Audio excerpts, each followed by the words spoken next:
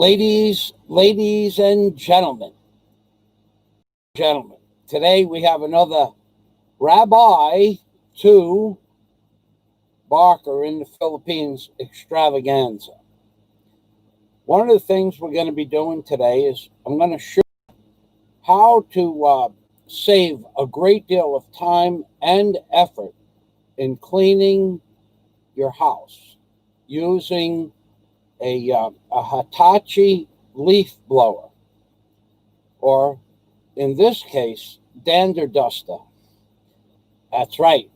So this little item right here is 7,000 pesos, $140, and you will save that much money 10 times a year in exerted effort to keep your house dust free. And the way you do that is you plug it in and you see dust and you just dust. This is a real dust buster, let me tell you. So this sucker will blow a loose leaf notebook across the floor, but it will also blow the dander out of your pillowcases. And I gotta tell you, I found a new use for it this morning. If you have food left over on the plate and you don't really want to use a paper towel because of cost, you can take that plate, put it outside the door, and blow the food product off the dishes. Now, I'm going to show you exactly how that's done. I'm going to use some rice, and that's going to happen in a few minutes. So I'll just give you, just so that you can feel the power. Listen to this thing. Got to be careful when you turn it on. This thing will blow.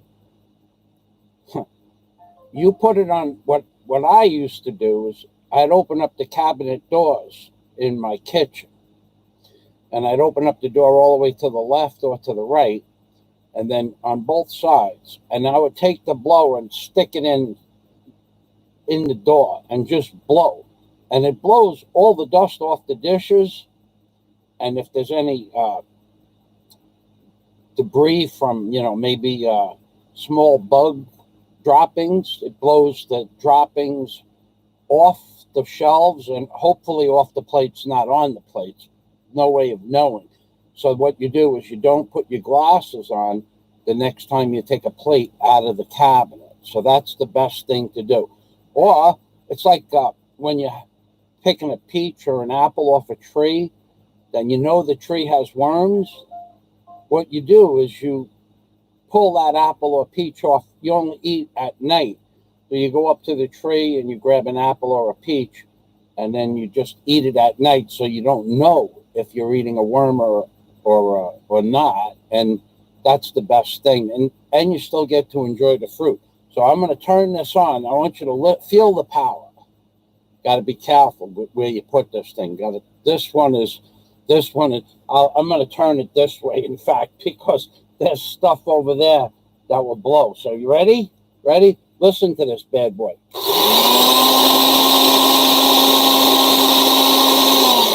Okay, so this is like a 1/5 horsepower. Like I said, it's $140, but it's worth every penny of it. Now you got to be careful you don't put this thing near you, because it'll suck your pants or your shirt into the side, this side over here. So this side, there's another attachment if you want to vacuum, but I found the best thing to do is just to blow the dust in a general area towards the door. Now you're going to have to do it 2 or 3 times, and the best way to do this is with the windows open on a windy day. That's the best time to actually use the product itself, because the wind is blowing in one direction, right? Of course. And you try to get the wind to be blowing in the window and out the door, because the door is lower. If you can do that, if you can get the wind blowing in the window and out the door, then you can start blowing dust, and the dust settles down. When it gets to the door, it's on the floor, and you blow. Okay, so I'm going to demonstrate in a little while. I'm going to demonstrate how to get the food products off the dishes without using a sponge or a paper towel. It does leave a little bit of a residue. You could see a little bit of a residue there, but it gets all the big products off. Now, if you don't really care about the big products, I'm going to also explain to you right now, before I go any further, before I get into the cost of immigration. If you don't want to do dishes, I have a new method that being utilized throughout the community, especially in my Patreon community.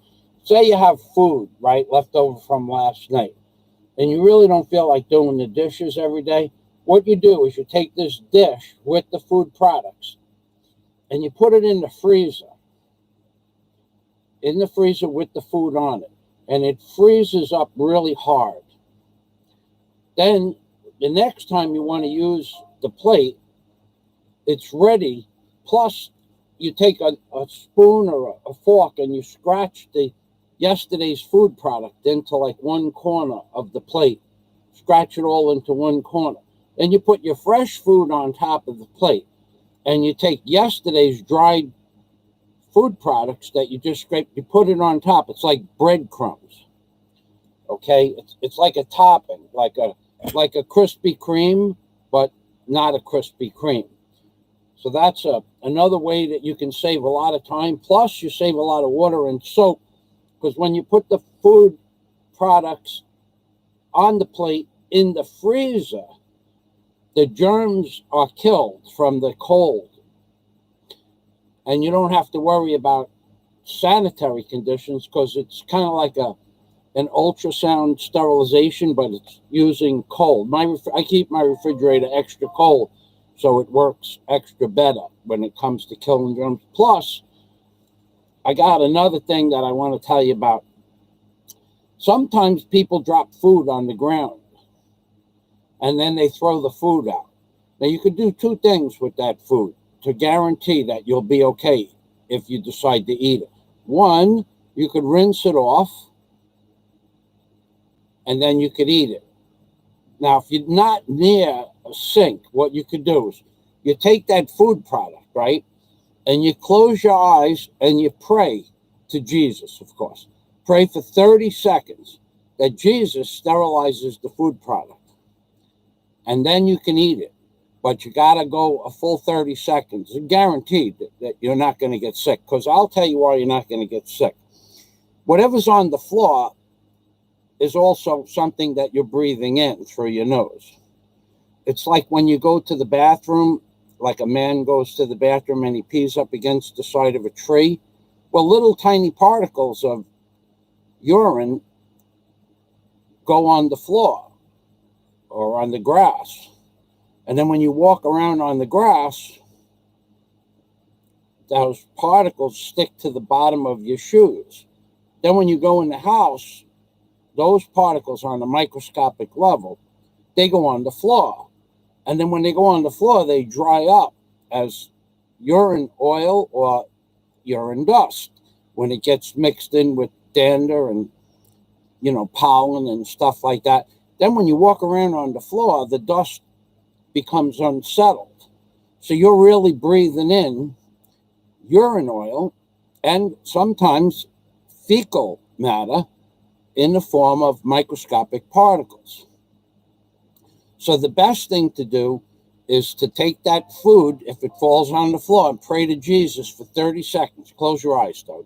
It helps a lot. And then you eat it with your eyes closed in case there's any stuff that you could see on the food itself. And then, of course, if you feel something crunchy on the food product, you just make believe it was yesterday's frozen, freeze-dried crumbs from yesterday's food product. I have a lot of ways to save money. Now, sometimes people don't have a door and a window and wind.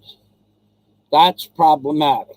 So if you own your own house, when you design the house, try to leave kind of like a doggy door in one corner of the house on the opposite side from where the wind blows, so that you could blow the dust through the doggy door and get it out.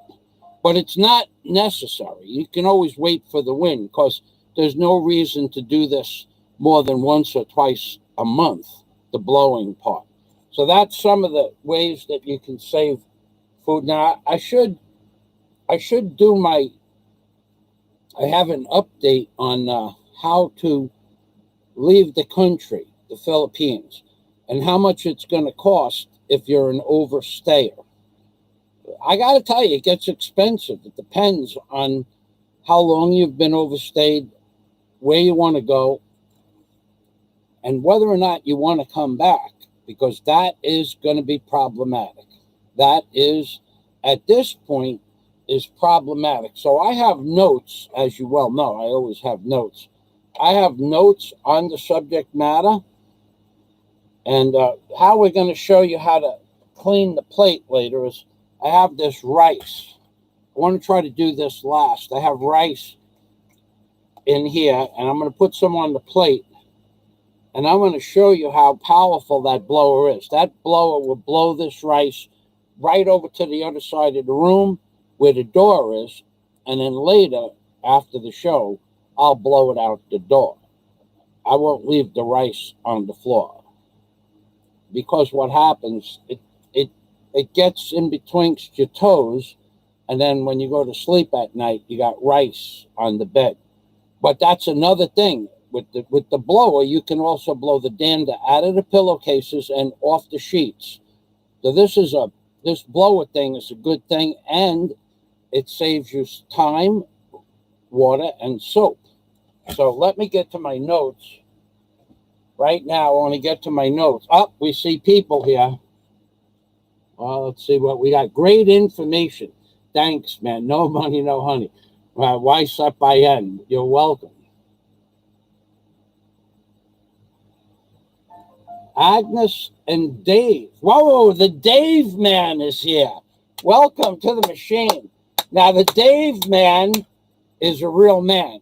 The Dave man, he's a mechanic for the school system in the state that he lives in. He also owns a chicken farm, and they sell fresh eggs. And he also has a backhoe. He's a real man. This guy got tools. That's one of the definitions of a real man. Another definition of a real man is if you have a blower, a leaf blower, and you clean your house with a leaf blower instead of mopping and dusting, and that's like woman's work.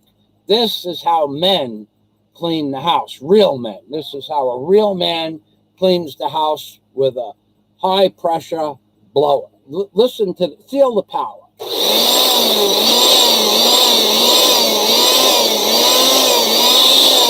It reminds me of my Plymouth GT6.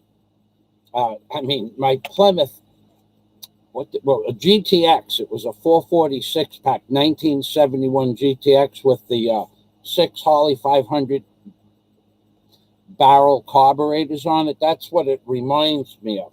The Dave man, he's in the house. Welcome to the machine.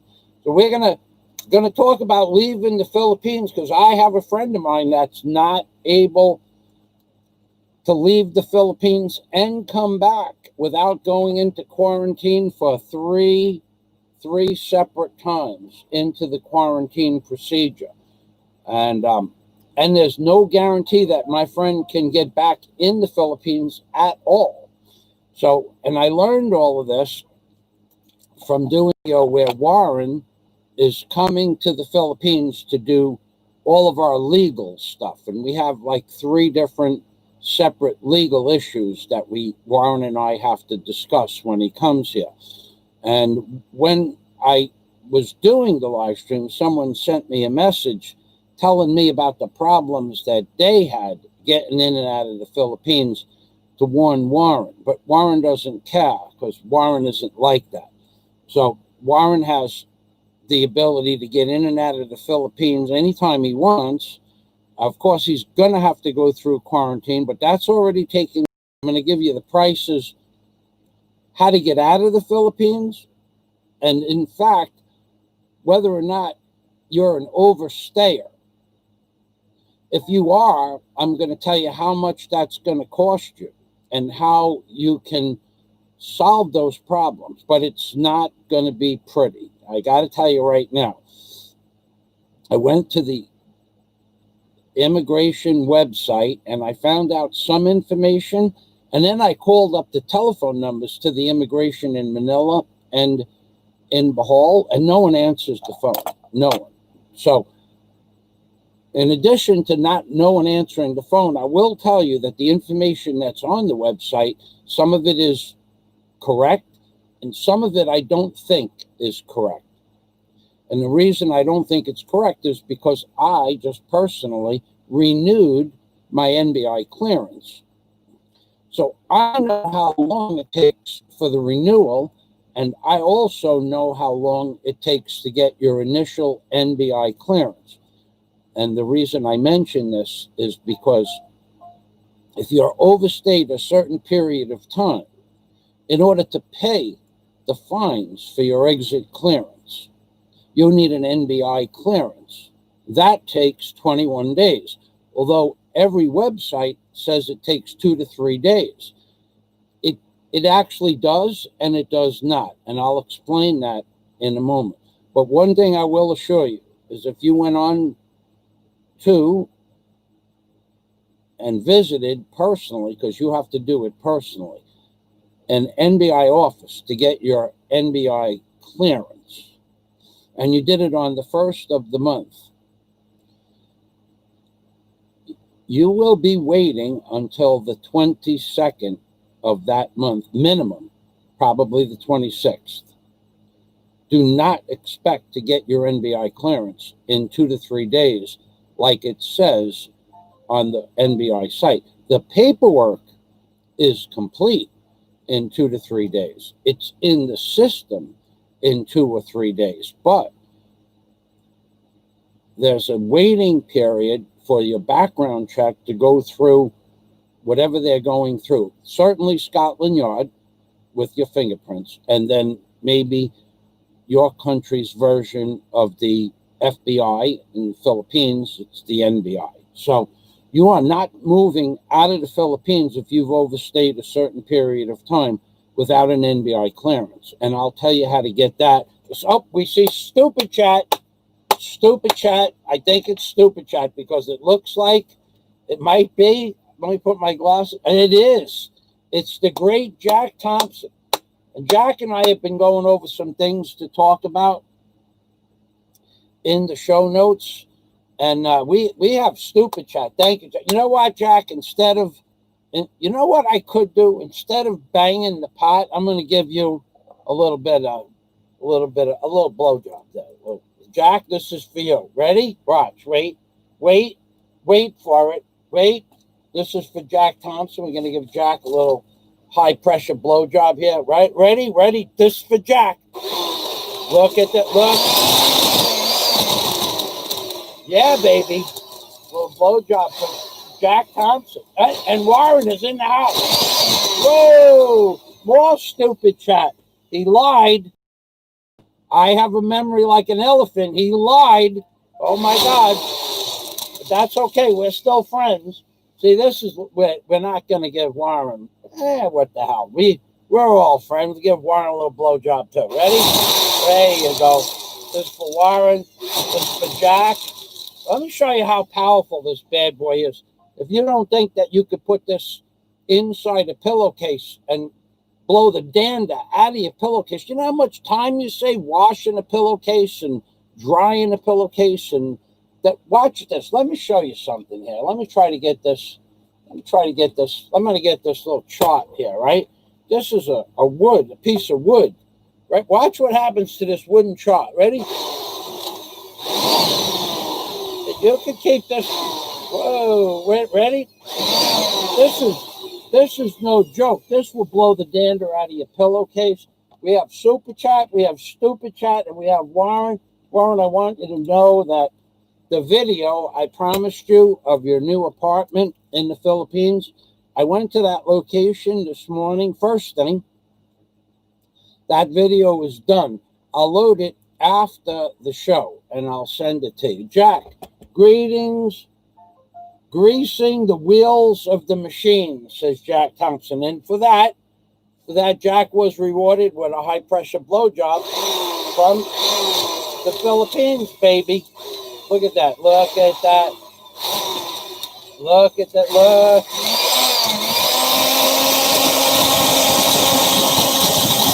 Yeah, baby. It reminds me of the lightsaber on Star Wars.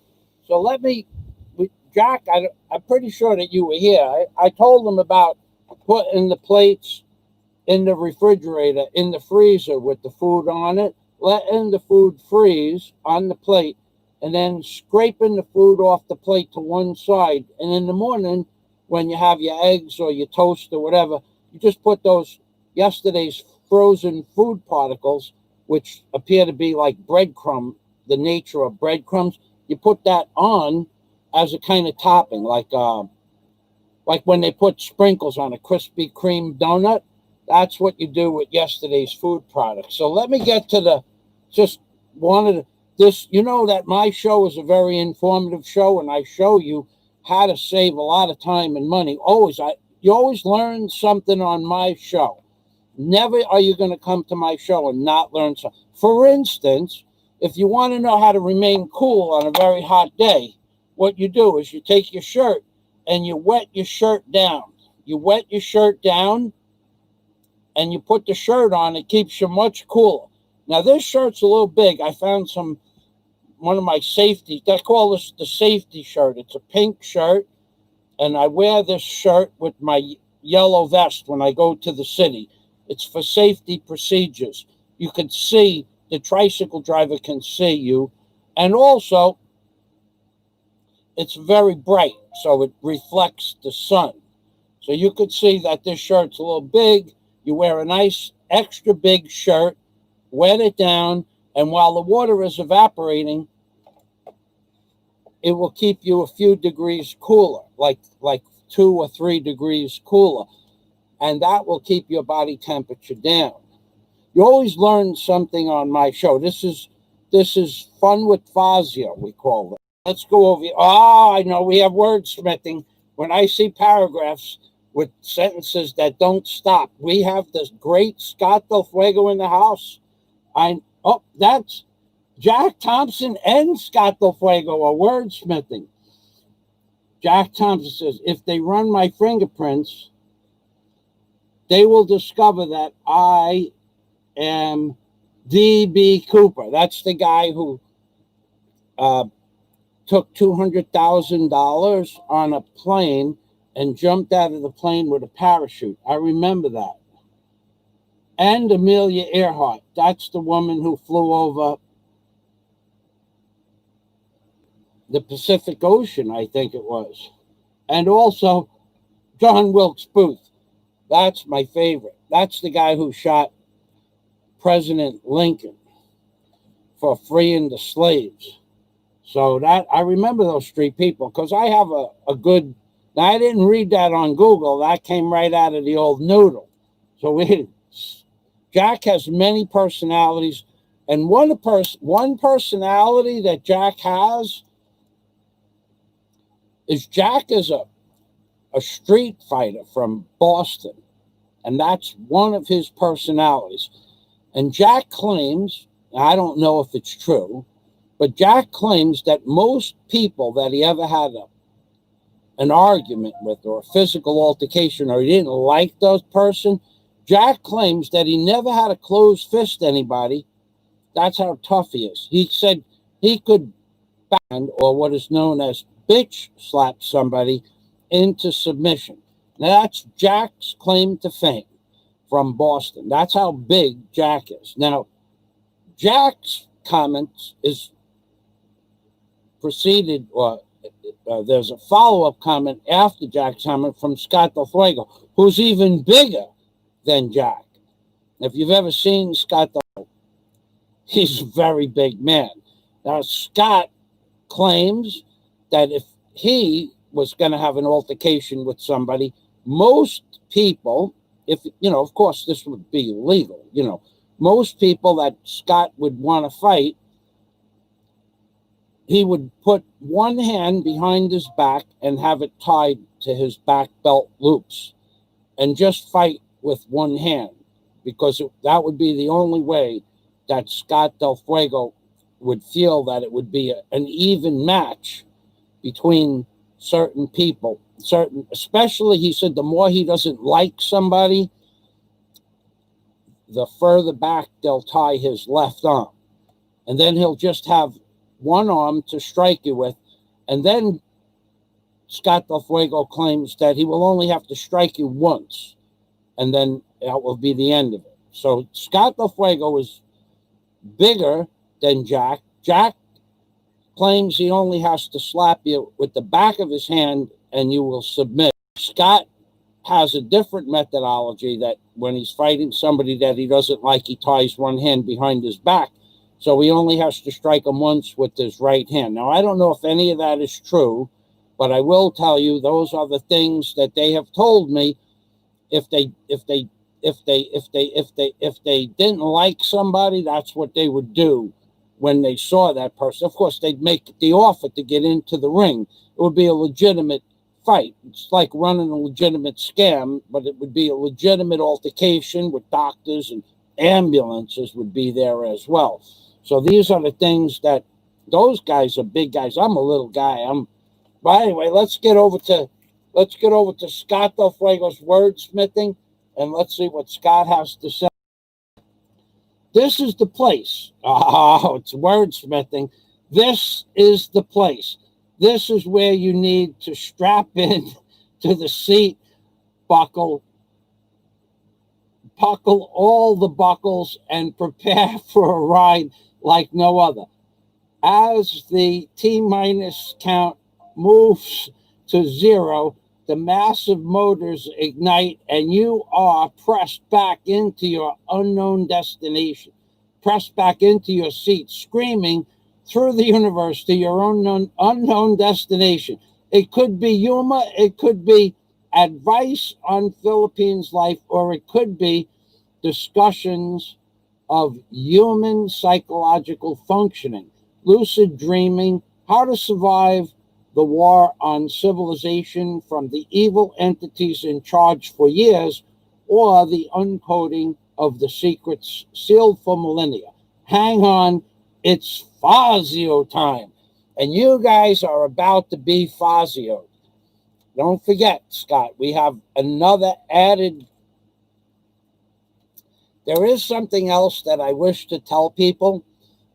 If you're a member of my Patreon community, or in general, if you have a question as far as construction is concerned, I would, any of the members of my Patreon community know that they're welcome to ask any question in regards to construction, especially here in the Philippines, because over the past few years, I've become pretty well acquainted with the rules and regs here in the Philippines. Plus, at this point, I've met with an architect who has his license to be a contractor here in the Philippines. And him and I have gone out to dinner several times. Our friends know about our friendship. And we are going to get together when Warren gets here, and we're going to go out and discuss his salary for his contracting license. And he's also an architect, because Warren and I talked about making the hotel 6 stories, not 4. And the only thing that needs to be done at that point is the vertical columns have to be made probably about 15%, 10, 12, 15% maximum bigger, more square. They're 17-inch square now. 21 inches square should be for a 6-story building. So that's one advantage. If you need construction advice on concrete or electric or plumbing, I will give you a phone call, and you're welcome to ask me whatever you like. For the gentleman named, let's just call him Robert, who I sent a message to this morning, I want to thank you for your patronage on Patreon. He was a very, very generous member, and he decided to end his Patreon account last week, and I thank him, and I sent him a message saying that there's an open invitation to ask me any questions about coming to the Philippines, living in the Philippines, airfare in the Philippines, any kind of information I can give him regarding Bohol or destinations in the Philippines. And for the newest member who is right at that same level that Robert left, we're going to call this man, we'll call him Steve. Steve, thank you for your patronage. Now, I've heard stories, and they're not true, but I've heard stories that there isn't anything on my Patreon account except videos that I have posted on my YouTube account. We will disassemble or disavow any of that nonsense.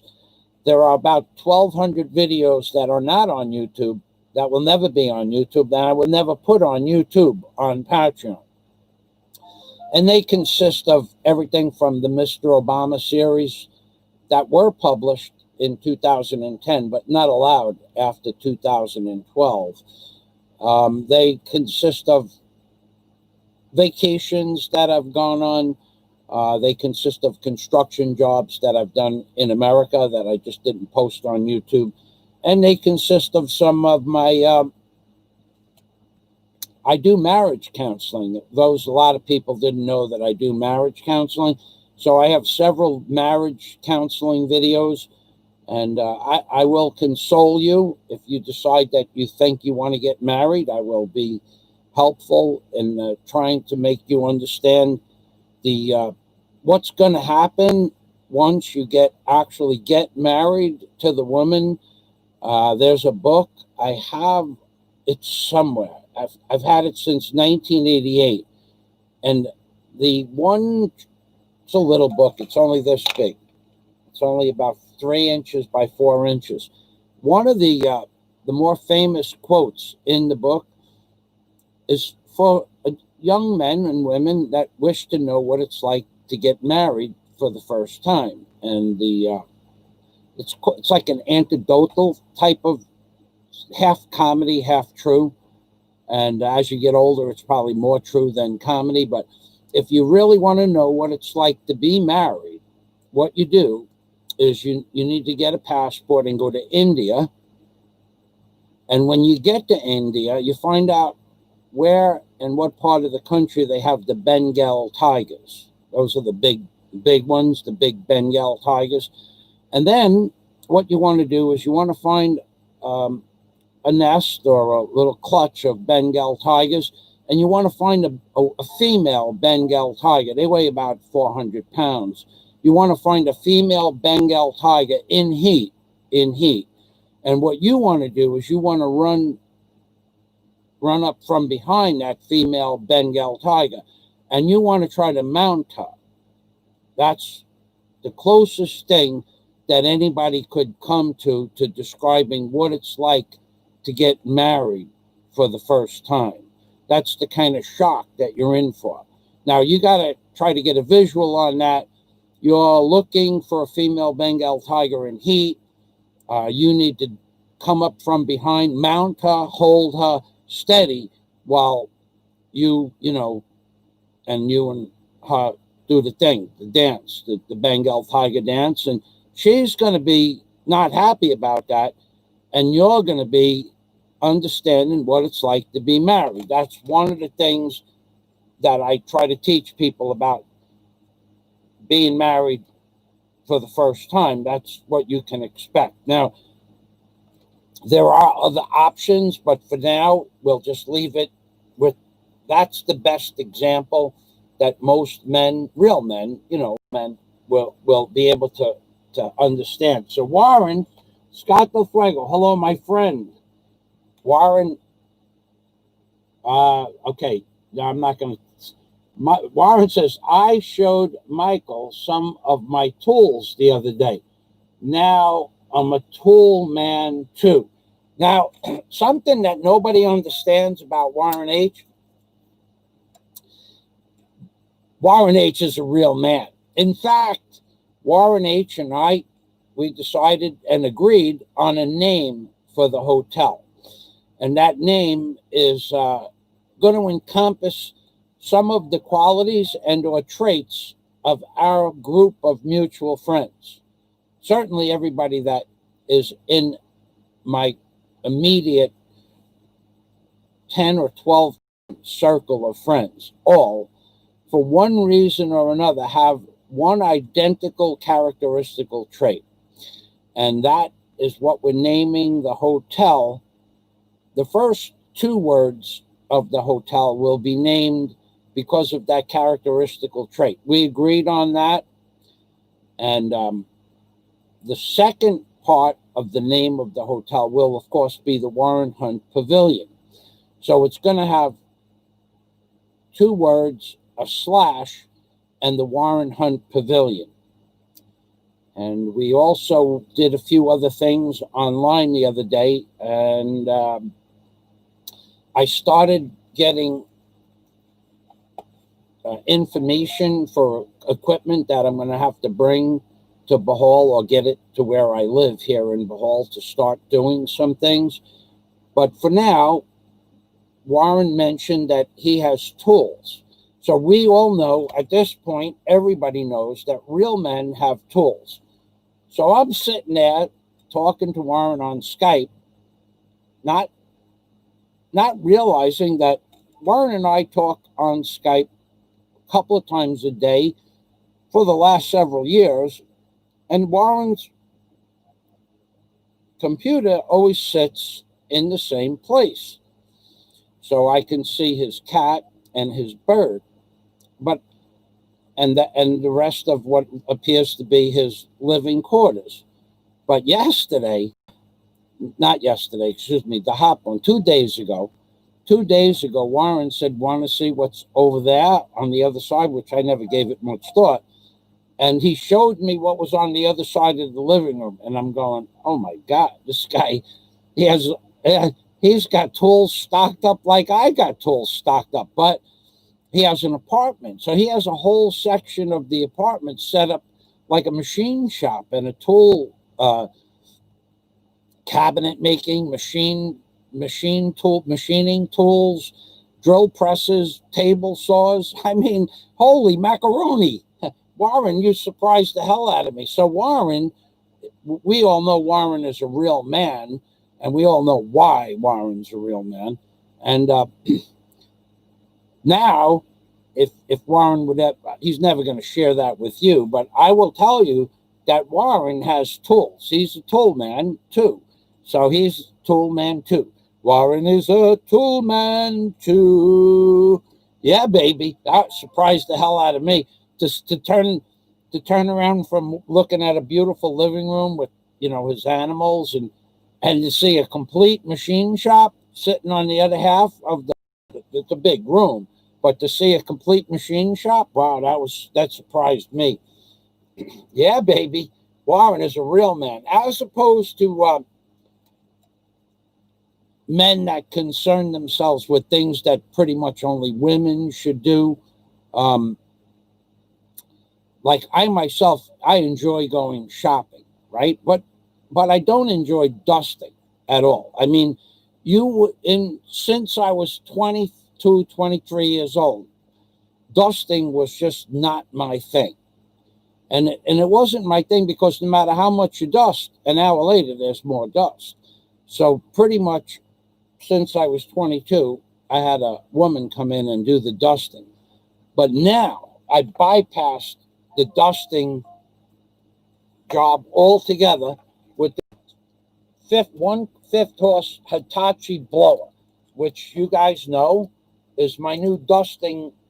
It's like a dust buster, but this thing you got to be careful because it will blow the computer off the table. So it also is good for getting the dust out of the curtains. Like right now, I'm going to blow the curtains. Ready? Now listen, feel the power.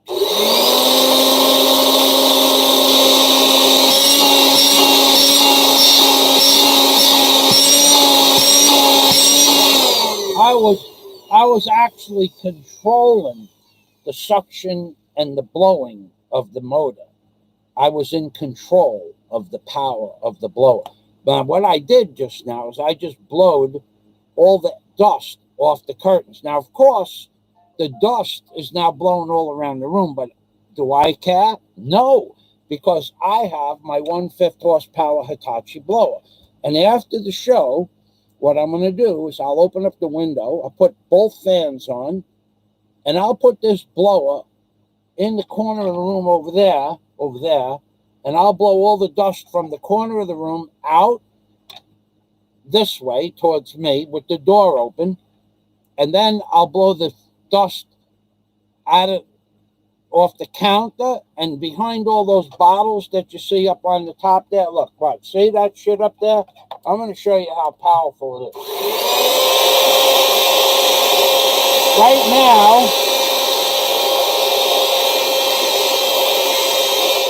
Right now, what you just saw is any dust that was up between the money-making pot and the paper towels and the soy sauce, all that dust is gone. It's in the wind, baby. And talking about in the wind, let's get back to the comments. And then I'm going to give you the prices to leave the Philippines. And if you can get back how much it's going to cost, how much time it's going to take, and what the service fees are to leave the Philippines. And if you're an overstayer, I have those prices too. And also the prices to renew your passport and what you need to do before you can get back in the Philippines with your passport. So if you people think that you're going to be just leaving the Philippines, there are rules that will not allow you to leave the Philippines before you accommodate every rule in the book. And now we're going to give every one of those rules. I'm going to give them to you one by one, and the prices. So, and then after I give you the prices, I'm going to take some of this rice right here. I'm going to put some on a plate, and I'm going to show you how to get the crumbs off your plate from either this morning or yesterday, the hot one. And so let's go. We have Super Chat and Stupid Chat. Oh, my God. Let's see. Jack Thompson for the lube. A lube job. Jack Thompson. I gave him a tune-up. I tuned up Jack Thompson on the show. Oh, do I see the word pause? I do. Gorilla pause. Jack Thompson's talking about gorilla pause. Oh, my God. Warren hits me with a nickel. He lied to somebody, but it doesn't matter about that. Michael, I bet Clippy is watching us. I don't know who Clippy is, so I guess if you say so, is Clippy like one of your buddies in Australia? Don't tell me. I don't really want to know. So Michael is having fun. Warren says, yeah, baby. Now, Jack Thompson says, if they ran my fingerprints, okay, we did see that. I missed Warren's comments before. I got Scott's comment. Now we're going, hello, my friend from Warren, directed at Scott Del Fuego. I showed Michael some of my tools the other day. Now I'm a tool man too. Warren is a tool man. Now, Scott Del Fuego says, hello, brother Warren H. and brother Street Fighter Jack Thompson. Yeah, Jack Thompson made me think about all the times that people jump out of their car, but he made me think about my old boss, AJ Alvelope, and I was a company I worked for called AJ Valer. That guy, Al, he played professional ball, football and baseball for Ohio State. That's what he did. And he was a big guy. And Al would never hit anybody twice. If he had a fight, as soon as he made the first contact, that was it. This goes back into 76, 77. He was a tough guy. That's who Jack and Scott remind me of. Al Velope. AJ Valera was the name of their company. Open hand slaps.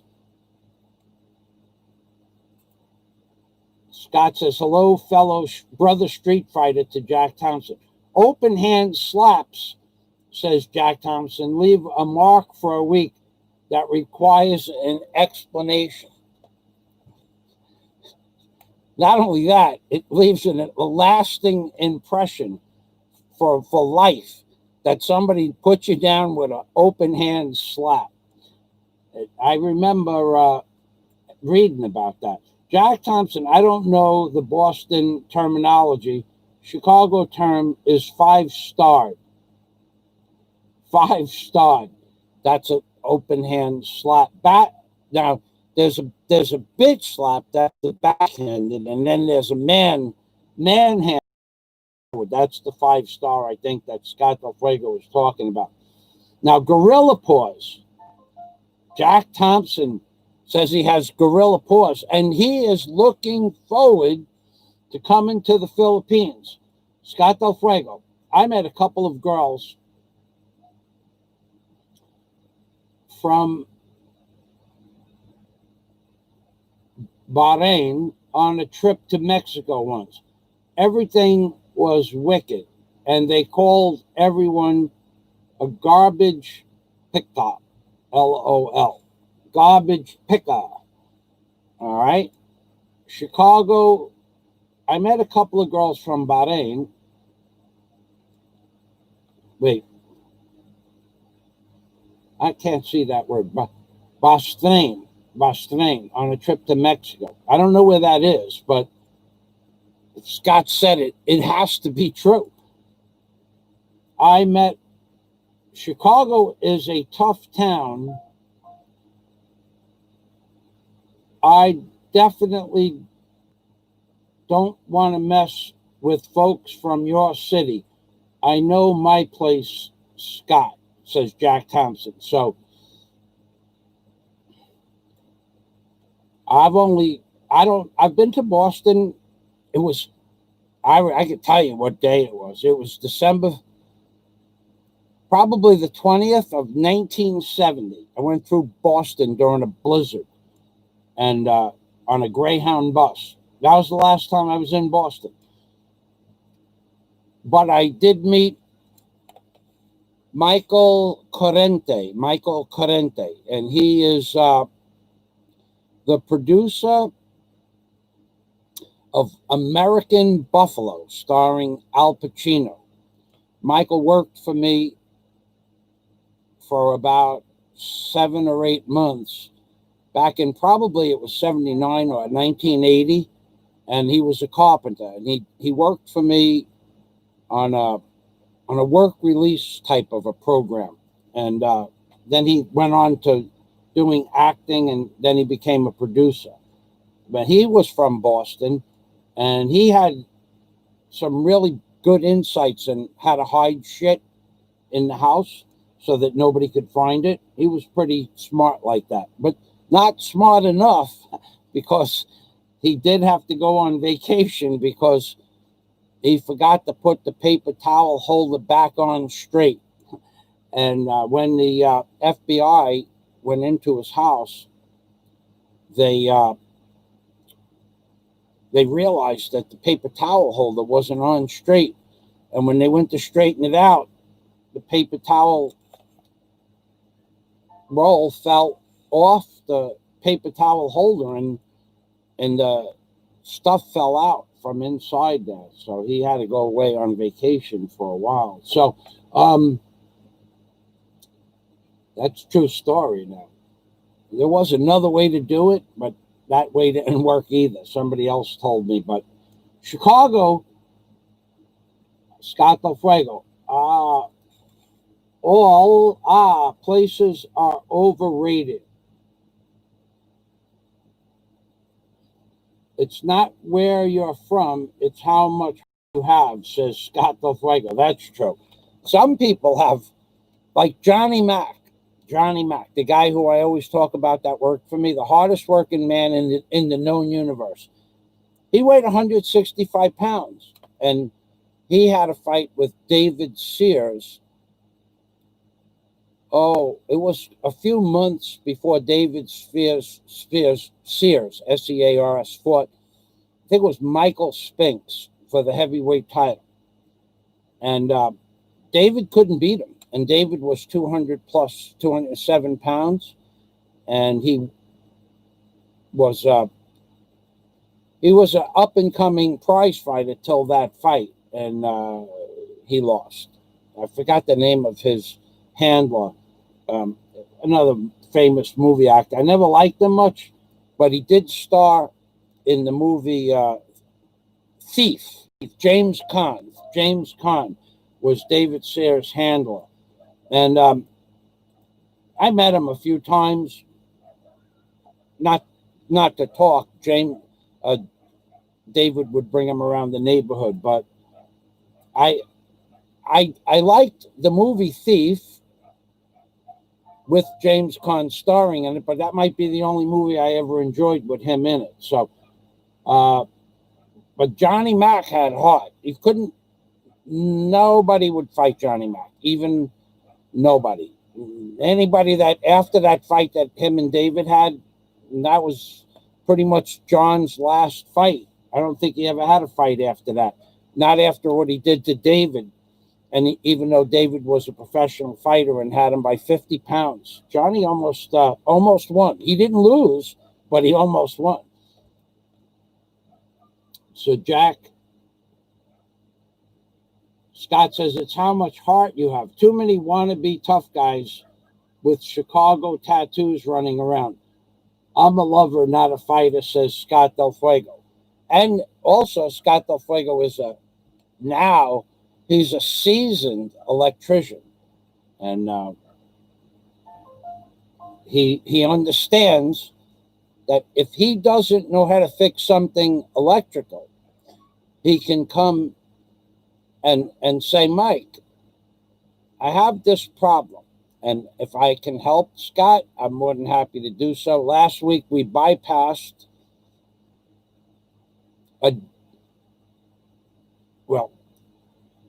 probably a circuit shorted out, and somewhere, probably inside a wire nut, it arced out, and the circuit was dead. I asked Scott to explain what the circuit went to, where it came from. So he told me the wires came out of course, the panel, but they went through several walls before they got to the switch or through a ceiling. And I said to Scott, it's not a problem as long as you have spackling compound. And he said, how will spackling compound help my electrical short? And I said, well, you're going to need it when you start pulling all those walls apart. So we laughed. And then I gave it, I don't know. I guess I pondered. I said, what else is in the box to the switch for the garage? And Scott Del Fuego explained to me that there was two switches by his door. One operated the overhead light near the door, and the other one operated the outside light to the garage. And that one was not getting power to the lights on the garage itself. However, the circuit breaker for that switch, which was marked, was not shorted out. So somewhere between that switch and the circuit breaker panel, something arced out, probably inside a bad wire nut, or just possibly broke. I don't know. No one will ever know. So I said to Scott, well, just take power from the switch that works your overhead light and bring it to the switch with a crossover, and that should give you lights at the garage power. I got to admit, I worked on that problem damn near a minute. And then a few days later, Scott made a video. It's on his channel that he utilized my idea, which is not really, it's not like I didn't have to brainstorm that because I do it all the time.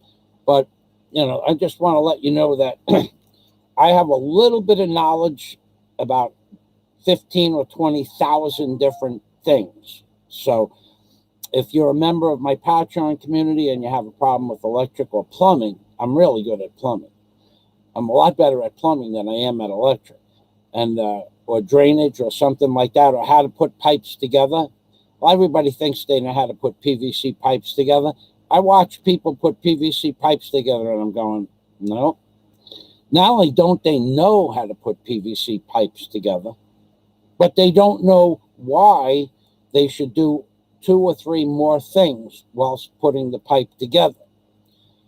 And because they don't understand the emulsification of the glues or the breaking to break down the gloss on the pipes. But if you want to know about plumbing, I'm the guy to ask if you're a member of my Patreon community. So that's why I mentioned Patreon has a lot of benefits besides the 11 or 1,200 videos that you'll never see on YouTube. You can ask, you actually have the ability to leave me a message, a phone number, and I'll call you on Skype or on the phone. And if you went to 25 other Patreon accounts, I don't know of anybody that can help you out in the construction industry to the degree that I could if I chose to. So depending on whether or not you're a member of Patreon, if you're just a member of my YouTube community and you ask me for a piece of information, and I know you for a long time, it's possible I might answer you in a public place. But other than that, my construction knowledge was gained by experience in the construction industry. And if you ask a lawyer a question, they charge you for each question you ask them by the minute or by the question. Well, I think I'm entitled to earn money for answering of the questions. If you're just a member of my community, like, chat community or something like that, there should be a serious donation. I think you should seriously donate, because if you go to a lawyer or a doctor or an accountant and you go into their office and you ask them a question, they charge you like $50, $100. Lawyers have a $200 minimum fee. So why shouldn't I be rewarded for my services? Now, Scott, he made mention of that in his video because he's not a selfish or a very proud man, too proud to say thank you. And Scott explained that if he had to hire an electrician, they'd just start ripping walls apart. They don't care. I've seen electricians just walk into a brand new sheetrock room with a hammer and just start ripping sheetrock off the whole wall. Instead of cutting it with a knife or a sawzall, they just start smashing sheetrock off a wall. Of course, they had to leave immediately, but I've seen, so if you become a member of my Patreon community, and you've heard stories that all I have are videos that I'm going to post on my channel in a few days, or that's all I have, that would be an outright blatant lie. That would be an outright blatant lie. And I will wager any amount of money that it is a lie, and it comes only from someone. It can only come from a liar. If it's a lie, it can only come from a lying source, or AKA a liar. Why they make up these stories like that, I don't know. But if they want to prove it, then of course I will prove it for a certain amount of money, which would have to be a legitimate wager that I will prove to you that I'm not a liar. In fact, I could open up my Patreon account, or make it simple, you could just become a member of my Patreon account, of which most people stay anywhere from 3 months to a year. Watch the 1,200 videos. And if they have a question about the Philippines, I can help them with it, I do. And then they leave. So right now I have more Patreons than I've ever had before, and almost as much money as I've always had, because some people reduced their Patreon pledges. So what I did was I no longer only post things at certain levels. I post everything to every Patreon member, either individually or public. So If you're not a part of my Patreon membership and you've heard stories about how my Patreon isn't worth it, well, that person is an outright blatant liar. An outright blatant liar. There's no way that he could prove a single word of the things he says. And one day, maybe somebody will hold him accountable for the lies regarding my Patreon account. So I can only hope, one can only hope. And at that point, when somebody becomes a member of my Patreon account and goes through all the videos, that would be like bitch slapping the liar in the face. It's the same thing, because then that person will come on YouTube and say that the liar who lied about what's on my Patreon page is a liar. So by calling a liar, that's like bitch slapping, which is different than manhandling, slapping somebody. A bitch slap be like Jack coming on and saying, Michael Fazio's Patreon is the best Patreon page in the YouTube community. And it is. Rest assured. Other people have a few options on their Patreon page. They have their old videos, they have their new videos. Nobody has anything like I have on Patreon. So Jack Thompson, if he were to call the man that said that I only have current videos or it's useless videos on, if he were to say that person is a liar, that would be bitch slapping the man who said that my Patreon page had nothing worthwhile on it. And Jack Thompson, as you could see from his previous comments, bitch slapping somebody is well within the parameters of the Jack Thompson manhandling of the liar.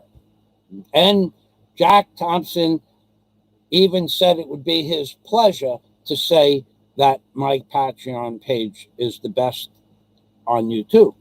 Now, Big E also said the same thing. Big E made no bones about it. He's a member, a serious member of my Patreon community. He also said he's gone to everybody's Patreon in all of the YouTube community, and all they have are their videos from their YouTube channel and a few little perks, a few little oddities, like maybe their children on a beach or something that's only on Patreon. My Patreon page has videos about my barge, the cranes I used to own, the deck building that I used to do, the men that used to work for me. My Patreon page is the best Patreon page of any YouTube Philippines vlogger. Now, if you don't believe that and you continue to call what I just said a lie, I wouldn't be very shocked if you ever came across Jack Thompson, that he would straighten you out and tell you, look, that's not the truth. But if you want to persist, then you take that up with Jack, and Jack will get you, and Jack can work that out between the two of you. Jack might make you understand things that you've never understood, but should understand. According to Jack, he's a very knowledgeable person when it comes to construction techniques and bitch slapping people. Jack Thompson he said he was talking about the ability to bitch slap somebody into understanding what is true and what is not true. So people that call my Patreon page worthless, Jack Thompson has issues with that. Jack Thompson wants to have a conversation. I know that for a fact.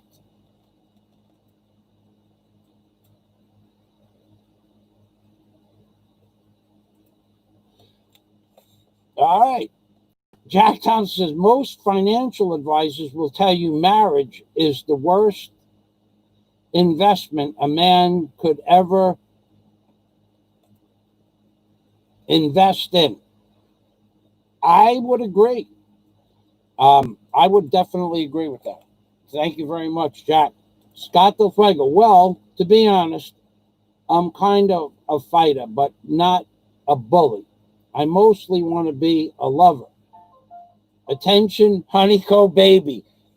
Oh, I gotta tell you, Scott Del Fuego has a special place in his heart for honeycomb baby, and that's been going on for about 6 or 7 months. So if the Hapsters or somebody else wants that message on to Honeycomb, she's not been on, Scott. She's just started a new job, but I think I could get a message to her for you, and I can do that after the show. I can leave a message.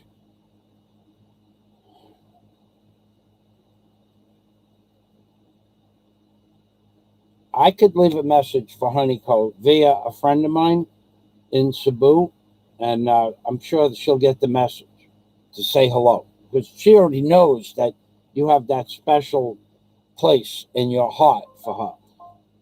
Scott, same, brother. I've never initiated a fight in my life, says Jack Thompson. No, Jack says he's never initiated a fight because but, but, but, unless somebody talked shit about my Patreon account, then I think that would be the first time. After I just built him up, he goes on, I really never had initiated, but we know, Jack Thompson, we know you're a lover, not a fighter, Jack. I know that.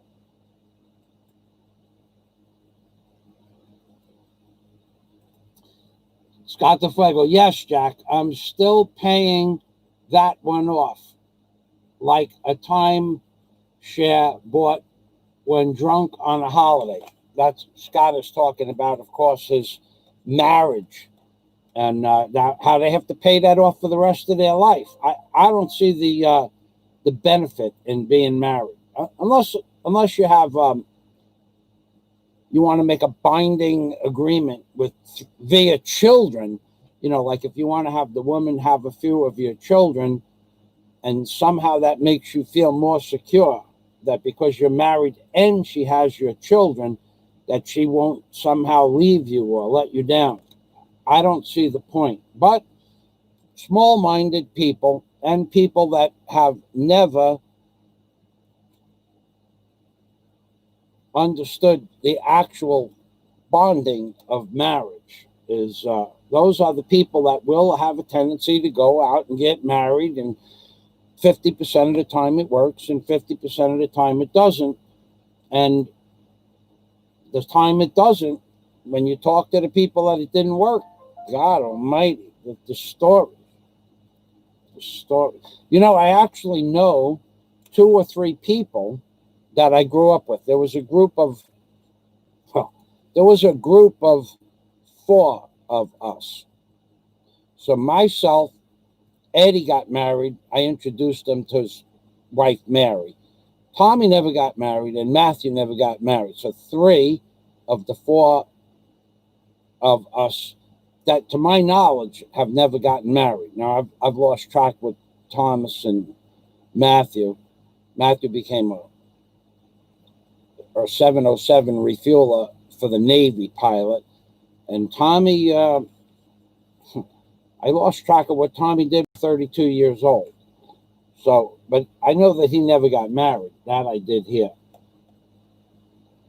So if you really feel spunky and you want to talk nonsense about my Patreon account, when Jack Thompson gets to the Philippines, he would be happy to straighten that out with you.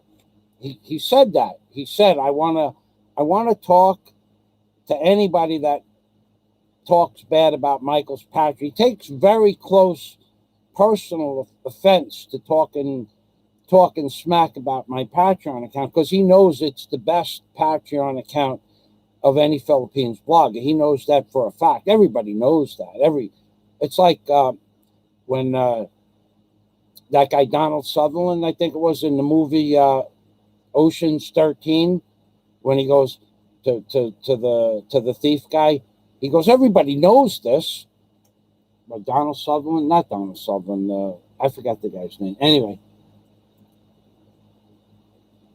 We move back onto the comment. Oh, we have John Escape smacking me with a big $5 super chat. You guys, thank God I was going to do the show no super chat today, but thank God I didn't do that because nobody's paying attention to any of the rules. Anyone obligated to send you a super chat, someone is saying you tell people they are again. Okay, so Warren, that's more bakakun, more lies from the same source, from a guy that says, I demand super chat. That's what they say. He says, it says about me. That's what because it is so far beyond reality. It is so far, so small inside their understanding of reality. It's not even human, some of the stuff that it says anymore, because it says, I demand super chat. When I have a video up in the tab, right up at top there, where on its page, it said, if you don't super chat me, not me, I'm quoting it. I have the video right there. But if I play that video, it will try to strike my channel. So I'm not going to play its words, but I'm going to give that video to Warren, and I'll let Warren post a sound clip from its videos. And it said, if you don't super chat me, if you want to make a comment on my channel, it said this, not me. If you want to make a channel on my comment, it said, you have to first super chat me $5. And if you make a comment without chatting me $5, I'll time you out. That's what it said. And it is now saying that I demand super chat. And it can't prove that. It cannot. So why does it say that? Well, because it doesn't understand that what it is doing, according to my understanding of what it does and what it does not understand. I don't know where to go with that. But if I played it, they would accuse me of using copyrighted material from its channel. So I won't play its word. The verbiage is exactly this. This is what it said. It said in a video called Amazing Philippines, it said, if you make a comment on my channel, you have to super chat me with that comment or I will time you out. That's what it said. And I don't ever tell anybody that you have to super chat me. Now, I appreciate the super chat, and I will tell you that the super chat is right at around the same for the last several months. It's right up close to the 25,000 pesos a month mark, which thank God it hasn't gone over that, because what happened was when I filled out my taxes yesterday, I just came in under the wire for that amount of money. Well, based on what the next 12 months will be, I'll be under the $5,000 mark to pay taxes on my Google AdSense account. So we're going to try to limit it. I'll probably have to put like, when I see it getting up near the $5,000 when I start to have to pay taxes, I'm not going to stop people from super chatting me. Who am I? Who am I to tell people you cannot super chat me? I have to pay taxes. I would never do that. In fact, I want people to super chat me so that I could give more money to the Philippines government so they could put my name on a bridge. That's what I want. You got to have goals. If you don't have goals and all you've done your entire life is mope around and practice bullshit, more bullshit, more bullshit, and then go on some tirade that I'm retired. I don't work. I have other people do that for me. And then, bitch, that when you have other people do work for you, they don't do a good job. Why would you not just go on YouTube and figure out how to do it yourself? It's an amazing thing to listen to what is supposed to be a grown man bitch. It's an amazing thing. It's just amazing. It amazes me that it can bitch about so many things, and it can lie about so many things, and it doesn't understand what it is doing, even though it believes it is in total control. It constantly lies about people like myself and Warren. It even made a video 2 weeks ago saying that Warren and I were going to grease up each other's rectums, and that's why Warren was coming to the Philippines. Now, Warren is a little bit upset about that, and me, I want, I really want, I want to hear this kind of stuff in person, because I don't believe that it would say something like that without backing it up in real life. I just don't believe. I believe anybody that had the balls to say that Warren and I were going to be butt brothers or something to that effect. I believe that we deserve to hear that in real life. I believe that we deserve to hear those words come out of its mouth. I believe that to be true. Now, one promise that I will make everyone that ever watches this video is that when Warren comes to the Philippines, Warren is going to have that opportunity to hear those words in person.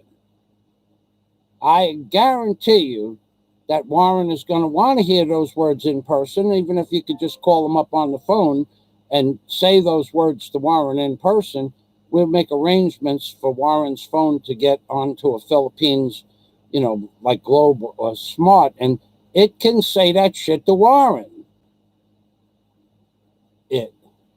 I like that. It is such a liar. It is such a unbelievable storyteller to tell people that my Patreon isn't the best Patreon of all the bloggers in the Philippines. Where does it come up with these ideas? I got to tell you, boy, it has a bigger imagination than I do, except my imagination allows me opportunities, as it well knows, that it would never, ever, ever, ever afford. Michael's Patreon, says Scott Del Fuego, is a great investment. You are rewarding a great man who is pursuing a very cool dream that you likely could never try, or get solid information is off the hook. Great, says Scott Del Fuego. So yeah, let's just go with what Scott just said. I say that if a man doesn't have a goal or a dream, then he's not a man. And I will say that to any so-called man out there.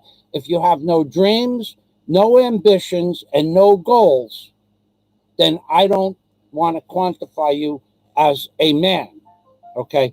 And probably, if you have no dreams, ambitions, or goals, you probably don't have any tools either, because everyone knows that a real man has tools. Even Scott Del Fuego has power miters and nailers and routers and skill saws and electrical tools.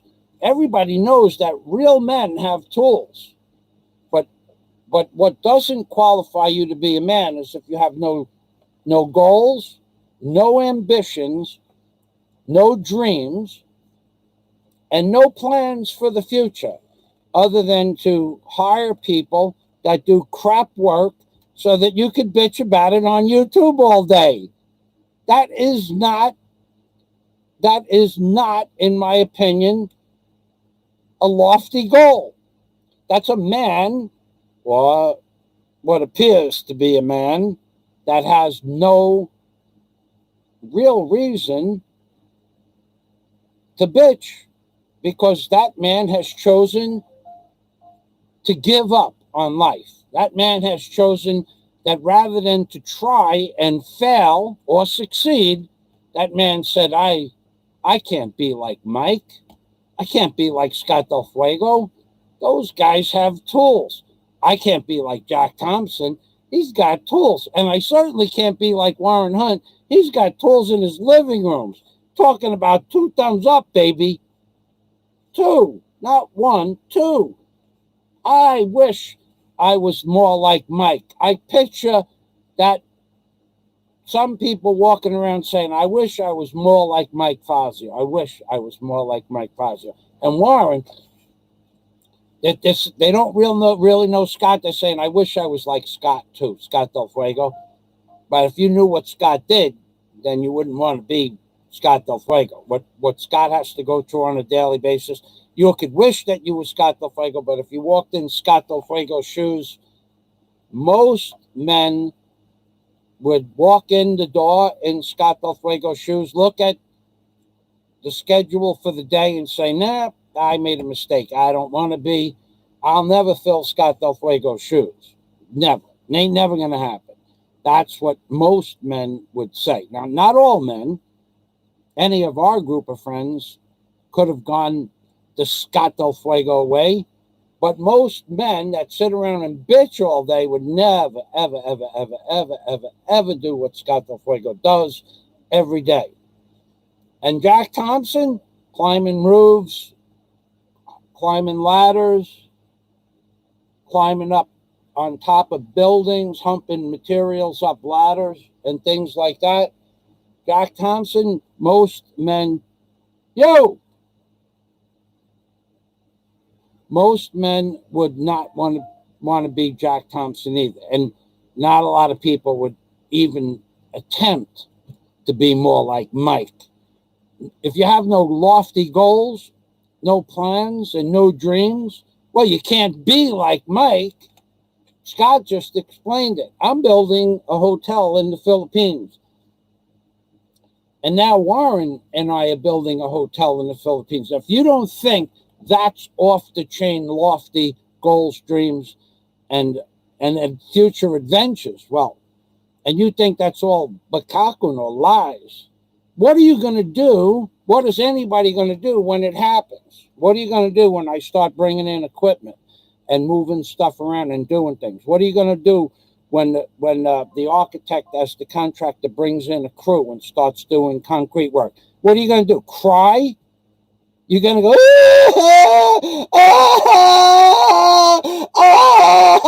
what are you going to do? Cry? Or are you going to tell people, oh, he's not really bringing in heavy equipment to move stuff around. He's not really putting in footings. I don't believe it. I see it, but I don't believe it. What are you going to do? Tell people I'm on somebody else's job site doing stuff like that? What are you going to tell those people? What are you going to tell them? Where are you going to go from there? Oh, yeah, talking about where you're going to go from there. Let's talk about that exit visa clearance thing. John Escape, Jack Thompson, Michael's Electrical Informational Channel. Now, Jack just forced me. He forced me to do this. I didn't want to do it, but what I'm going to do is I'm going to give Jack a tune-up. I'm going to give Jack a tune-up on the screen. Ready?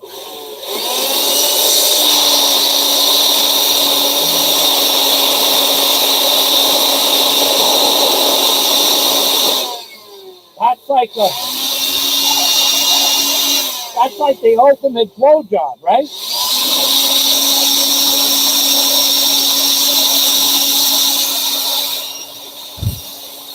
Yeah, baby.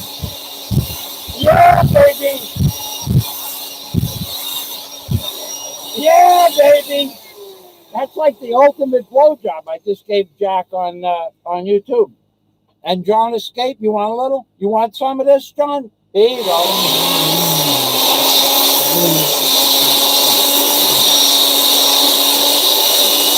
Because every real man knows what every other real man knows, right? Only real men know this. Real men. You want to know how to know if a real man, if you have a friend and he's your good friend? You want to know the difference between a good friend and a not so good friend? Every real man knows this because this is real man talk.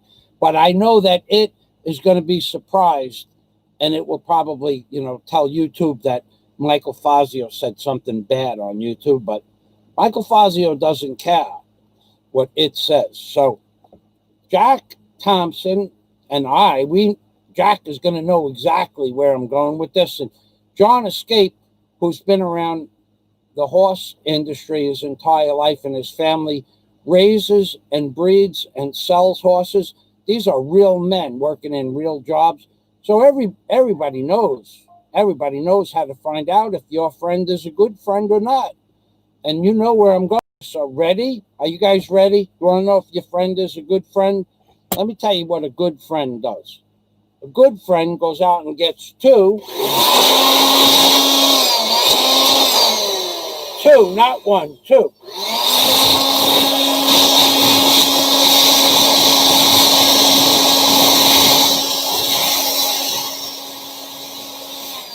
Now, you know what this is, right?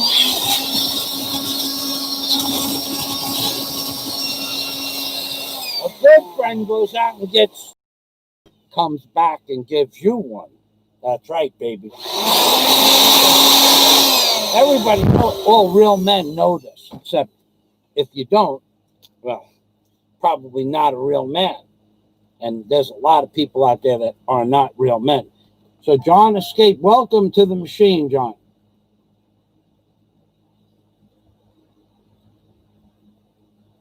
Jack Thompson says, Scott, Honeyco is a lovely girl, but my crush is on Miss LaRue Seagrass. He's always had a crush on her. Warren says, anyone obligated to super chat Michael Fazio? Someone is saying, you tell people they are again. We got to hear this bullshit. That's bullshit from sources that are really not reliable at all. So John Escape, we're going to get the pot. Oh, God. Oh, my God. Oh, God. Oh, God. There's shit. There's stupid chat everywhere. Oh, and they're all in the gate, and they're off. John Escape is trying to make a rainbow.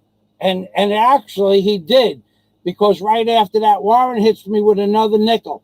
Limiting tax for Michael since 2020. Limiting tax. See, what happens is, you people out there, you got to understand, the more super chat you send, the more super chat you have to send, because what's going to happen is the tax is going to come on the super chat.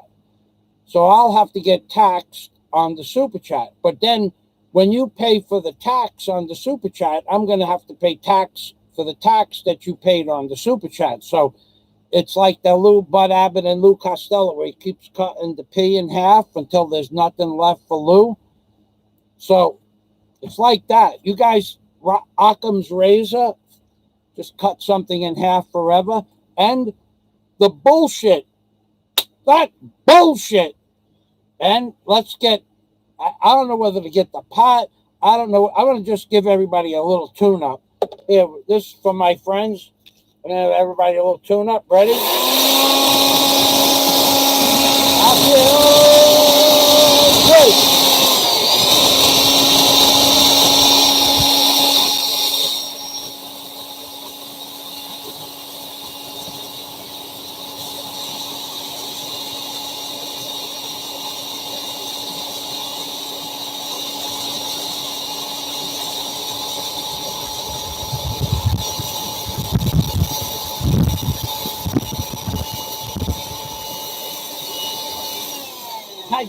I just gave everybody a tune-up, baby. Nobody's ever given their entire audience a tune-up on YouTube all at the same time. I'll feel good. I'll feel good. Look at this. Look at this. I see a rainbow flashing colors on my screen. I see green. I see green from John Escape. I see green from Warren Hunt, from the Warren Hunt Pavilion of the.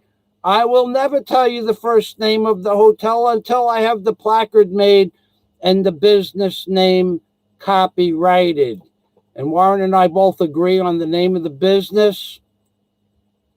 And it's gonna happen, baby. Warren's apartment.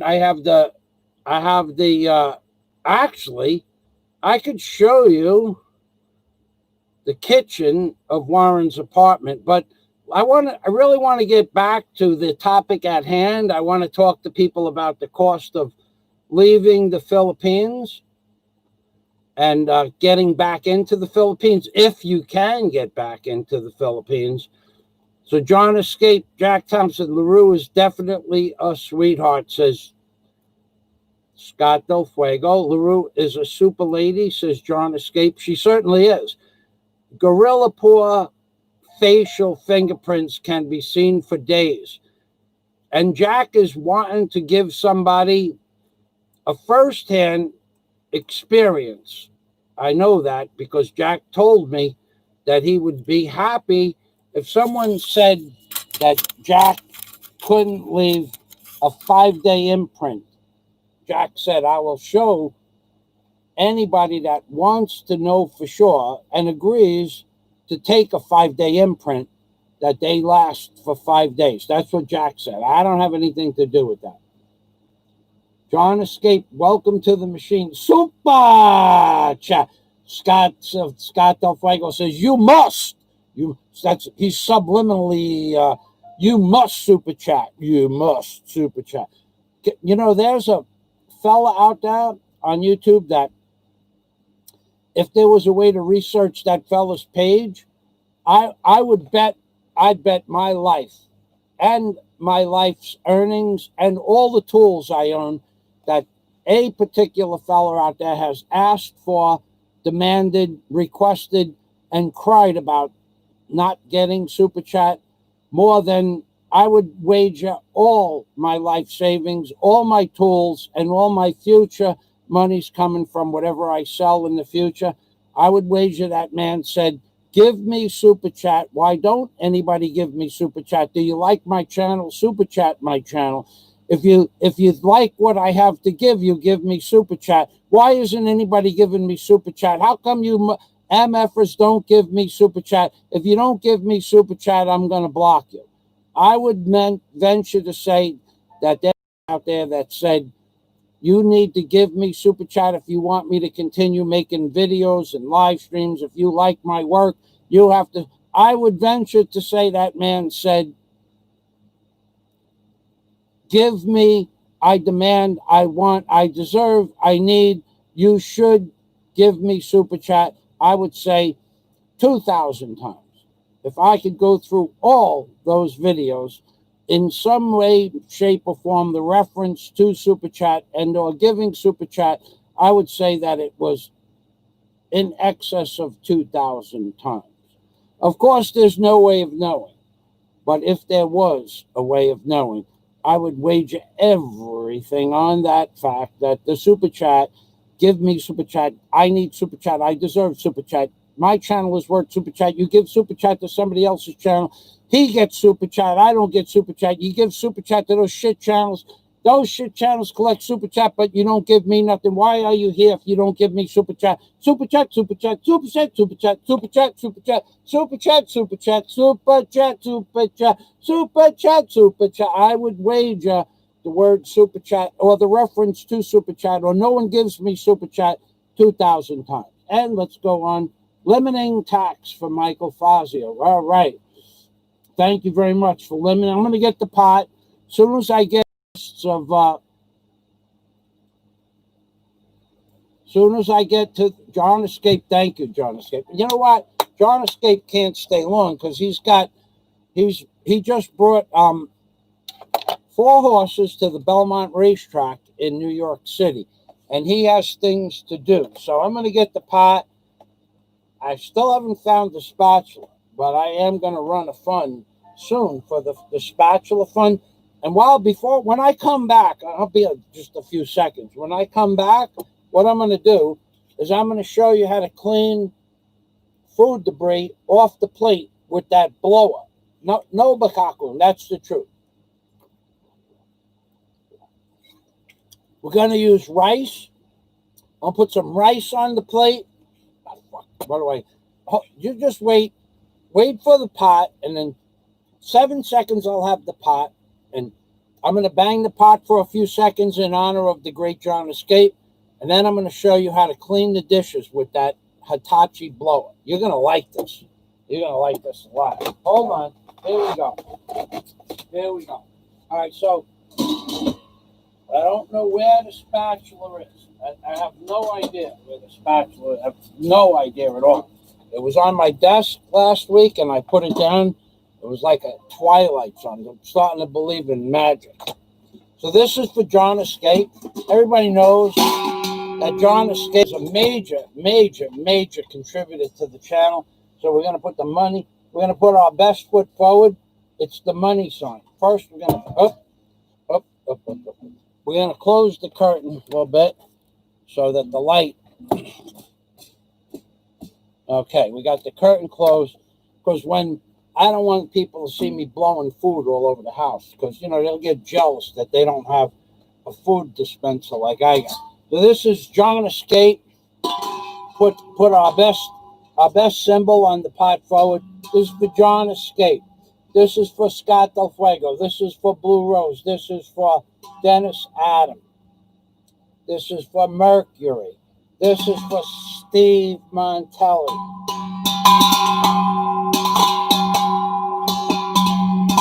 Black Pots Matter.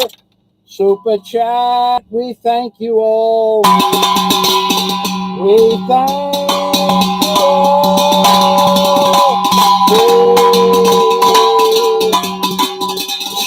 Thank you all. Thank you all. Thank you all. Salamat. Mr. Happy Face there, baby. So now I'm going to go. I got to read a little bit of the comments, and then I'm going to show you that food trick, how to get the food off the plate. There's a way to get the food from your dinner. If you don't let it dry too hard, there's a way to get the food off the plate with this blower. But I don't want to show you just yet. I want to actually put some rice on the plate so you know that the power of the blower will, not only does it help you, saves you soap and water, but it helps you understand how much time you can save by not doing the dishes. Just blowing that shit into a corner somewhere and you're good to go. Then tomorrow when it dries, then you blow it out the door. Warren H. And they were trying to get a super chat fest going, but it's good that we don't have that because I'm over that $500 a month limit right now. I'm going to try to limit it to $500 a month. Let's see. I caught Warren is talking. I caught our friend in a bunch of lies on his live stream today. I can't wait to see him in person, says Warren H. Warren H is coming to the Philippines. That might be possible. We're gonna try to make that happen. In fact, but we also have to talk about somebody and anybody and everybody that has to leave the Philippines. How expensive it's getting to leave the Philippines, and the fact that you might not be able to come back once you leave. We have to talk about that.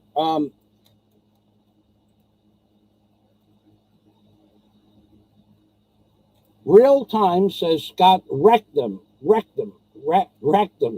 Damn, kill them.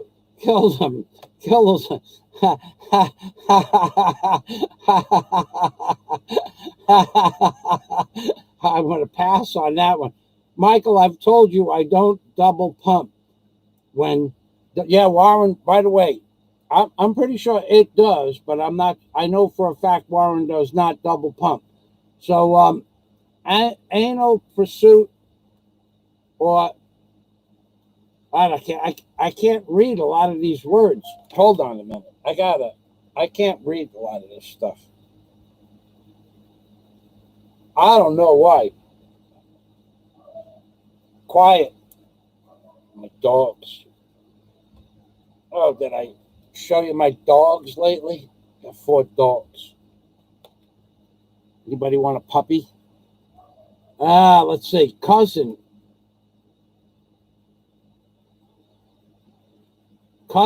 It.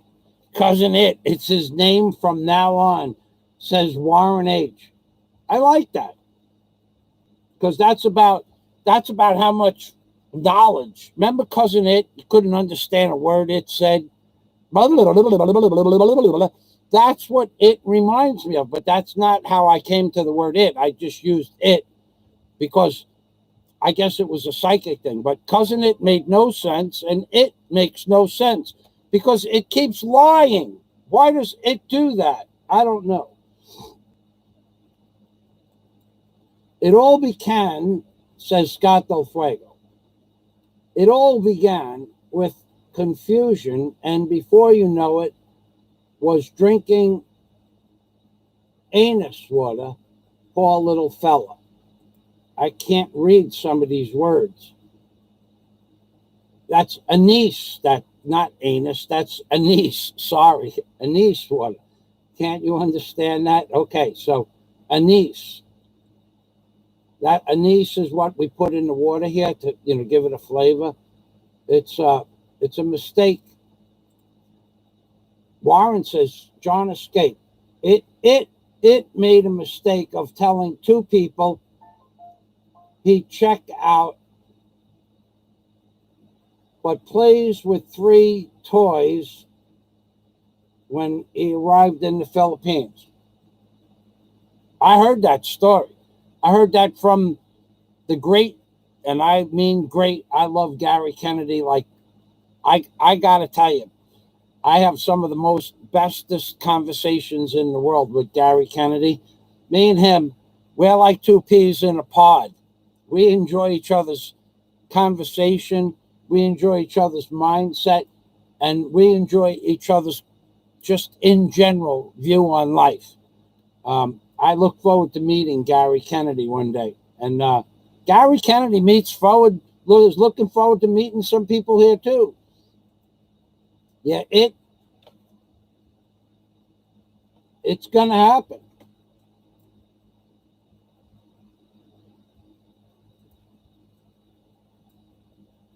Yeah, there are some people that dye their hair. In fact, look at what's happening to my hair. So it's turning gray. It's turning gray. Not all of it's gray though, but and then there is none missing since I was in high school. Like I showed you that picture, right? This is the picture from when I was 40 years old, right? And this is the picture of my hairline now.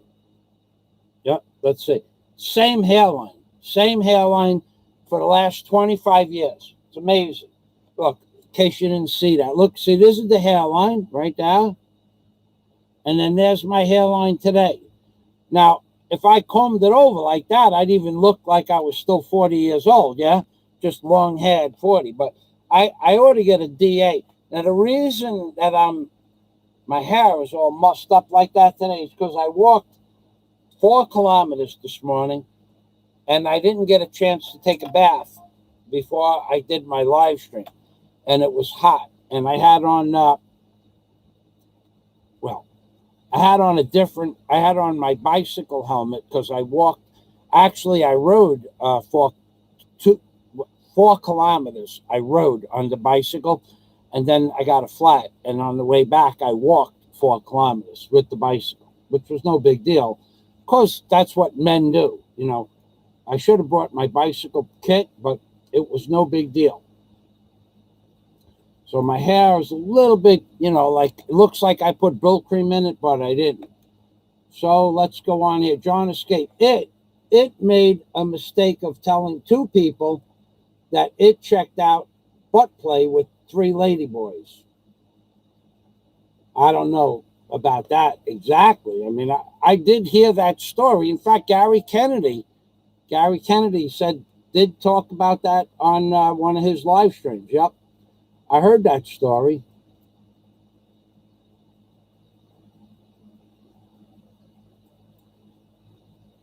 And so everybody's having a bad hair day. Yeah. He not only misunderstood what it is, an anise water, not anus water, he also misunderstood that it is about owning and using tools, not being a tool. Now, there's a big difference between owning tools and being a tool. And one thing that we all agree on is that we all own tools and there are other people that are tools. We all agree on that. Real men know how to clean their own air conditioner, says Jack Thompson. That's true. That's true. With their own compressor, that's true too. But this, this is a bypass. If you didn't have a compressor, you could use soapy water with a Hitachi blower, and you could give the air conditioner a proper cleaning.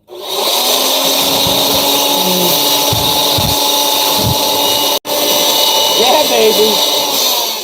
You know, you think that I'm kidding, but that blower will blow the dust out of the air con, no problem, and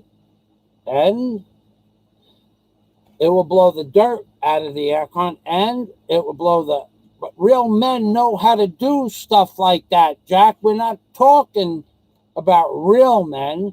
We're talking about men that look at real men and say, "Oh, I wish I was more like Jack Thompson or Scott Del Fuego or Warren Hunt. I wish, in my wildest dreams, one day I want to be like Dennis Adam or Mercury or Big E.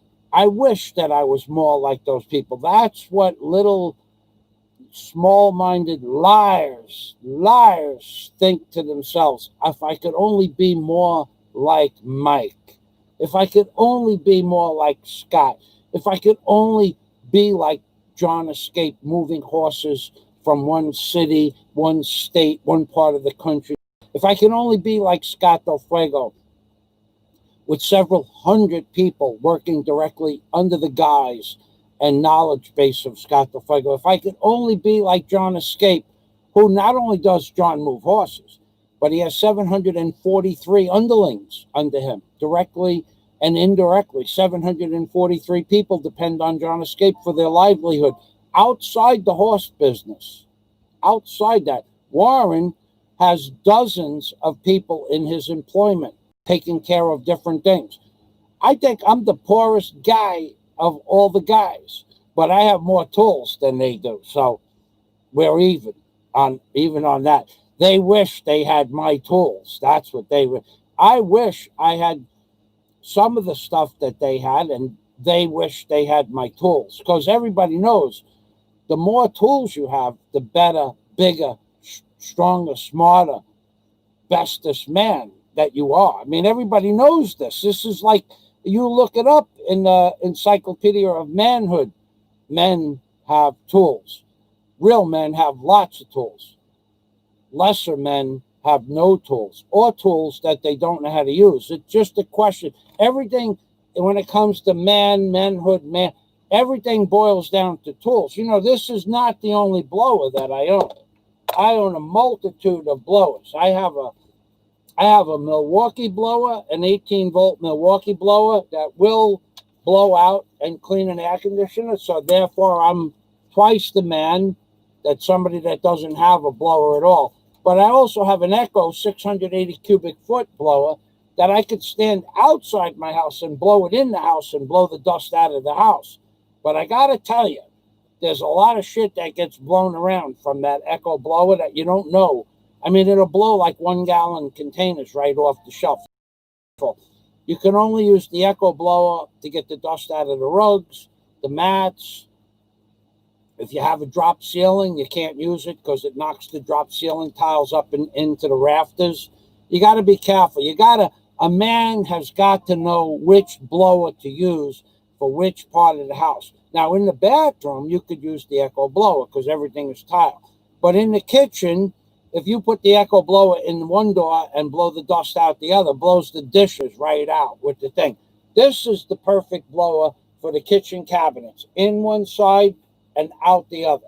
But real men, there's a chart to do this, but real men know from experience which blower to use and when, and what kind of a blow job works best for what kind of dust. Depends if it's floor dust, is it damp dust? Because then you need the echo. If it's dry dust, this will work just fine.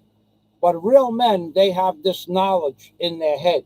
And then we're going to talk about how much money it's going to cost somebody that overstayed in the Philippines. It's going to cost a lot of money.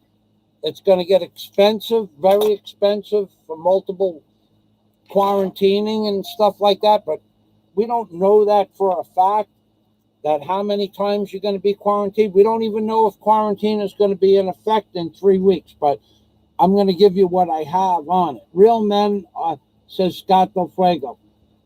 John Escape, I can't take it. Jack Thompson, I am a pussycat.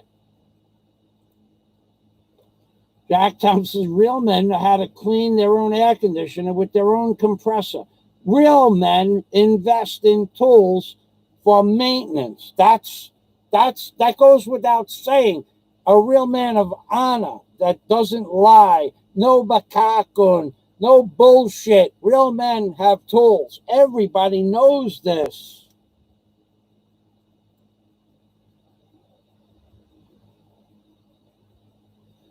Real men, says Scott Del Fuego, and I did ask Scott this question.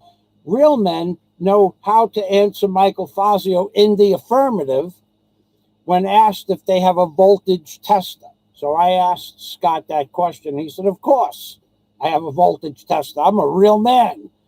Thank you very much for reminding. Oh, God, you guys are doing the rainbow thing again. Holy macaroni. Oh, my God. Oh, my God. Little boy Blue, he needed the money. Oh, you guys. All right, let's get back up to where we were. Oh, God, there's a lot of stuff. There's a lot of things here. Warren H. Got that comment. Little boy Blue, he needed the money. Little boy Blue, I blew the orange ribbon. He needed the money. LOL. Ha ha. Mary, quite contrary, says Scott Del Fuego. I don't know where he's going with that, but we will find out. A good friend goes out and gets a blowjob and brings one home for you, says Jack Thompson. Oh my God. Oh my God. We're talking serious good friends here. Now we're talking. Scott Del Fuego. A young Fazio oozes manhood and testosterone. He could get the neighbor girlfriend pregnant with a wink. That happened, you know. And young with a wink. Young, it oozes depression and estrogen. He would be an Antifa member, but not on the front lines. Oh my God. Oh my God. Scott is abusing. He's in the abuse mode. It is definitely watching, studying how to be a successful YouTuber. And John Escape and Jack Thompson and Warren H. and everybody, they're smacking down the comments. They're smacking down comments. John, boom, boom, boom, boom, boom, bitty, boom, bitty, boom, bitty, boom, boom, boom, boom, boom, boom. Real men have tools. And Warren with another nickel. This is a pre-tax tax payment. A pre-tax tax payment. I shouldn't even take money from Warren. I should limit Well, I am. I have been. Actually, I should take the money from Warren because right now Warren is in Australia. Yeah, I haven't been able to utilize the benefits of being friends with Warren to the maximum limitations of 20,000 pesos a day, baby. So when Warren gets here, we're going to go to the bank every day and we're going to start a bank account with joint name on the bank, or I'll just add his name to my bank account. And we're going to have a bank account that either one of us can write checks from for the materials and or for the hotel. So what are you going to do? What are the little people in this world, the little liars, the little jealous little people in this world? What are they going to do when I start building a hotel and the equipment starts coming in and the plans that are already done start to become, and I mean, based on Warren coming to the Philippines or my house selling within the next month, hopefully that might even happen. Either way, we're moving forward with the hotel. What are those people going to say when I start building the hotel? Are they going to say, oh, he's going on a job site making pictures of somebody else's house? What are they going to say? Oh, he's building. He really started to build. Oh my God. Oh my God. He's building shit. He screwed up my whole everything. Everything is screwed up. Not yet, but soon. All right, Warren, this is a pre-tax tax payment. Oh, says John Escape. Look, it's a rainbow. Flashing colors on my screen. Jack Thompson back, not with green, but with blue. Jack Thompson, subliminal super chat request count as asking for such. It must have a bad aim because he can't pee in a toilet, but it goes on the floor. I heard that. I heard that. I heard that the stream is not solid. I heard that. I heard it. That the orange around the toilet bowl was urine oil. I heard that. I heard it. No bakakun. Jack Thompson. I'll pay Warren's tax on his previous donation. See? This is great. I love this. And later, we're all going to talk on Skype and have more laughs than we had here. But remember, real men have tools. That's the only, and know how to use the tools. And Warren has tools in his freaking living room, so he like supersedes the real man qualification. I mean, he's got a table saw on the other half of his living room, a 10-inch table saw, not a baby 5-inch or 4-inch little table saw. He's got a 10-inch DeWalt table saw in the other half of his living room, and drill presses and grinders and bench clamps and tables and that. I mean, there's a difference between a real man and a wannabe. John Escape, I'll pay Jack Thompson. I'll pay Warren's tax. John Escape, it is always talking about butt play. It does that a lot. It is always talking about butt play and sucking and licking men's organs. It does that a lot. Also, death is 99% of the time mentioned. It does that a lot. It has a fixation with anal men and anal things. I don't know why it does that, but it does have that fixation. It accused many people, Gary, who he called the GAC in that video, Warren, who he calls Warren One Nut, a great police veteran, award-winning police veteran of 19 years in the Australian police force. He has the balls to call Warren One Nut and make fun that Warren had testicular cancer. He's going to regret that. Warren said, when I come to the Philippines, one of the things that I'm going to do is I'm going to make a certain blogger regret certain things. He said that. I don't know what he meant. I think he meant that he'll be doing videos from the Philippines and that now he'll be so much closer. And eventually, when we build the hotel and buy the jet ski and the airplane, we will have the ability to go anywhere we want and travel, and that will be in and of itself, that will be at least a bitch slap, if not a face palm. I mean, it depends. There's differences. Warren is definitely not happy about being called a butt pirate. He's not happy about that.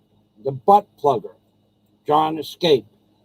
John Escape. Now that's a good name for him. The butt plugger. The butt plugger. He does talk about anal sex a lot. I don't know why, but he does. I think unless you're on a straight up and down LGBTQT, whatever community board that you're on, I don't think there's another person on YouTube that talks about gay sex more than a certain blogger that has no tools.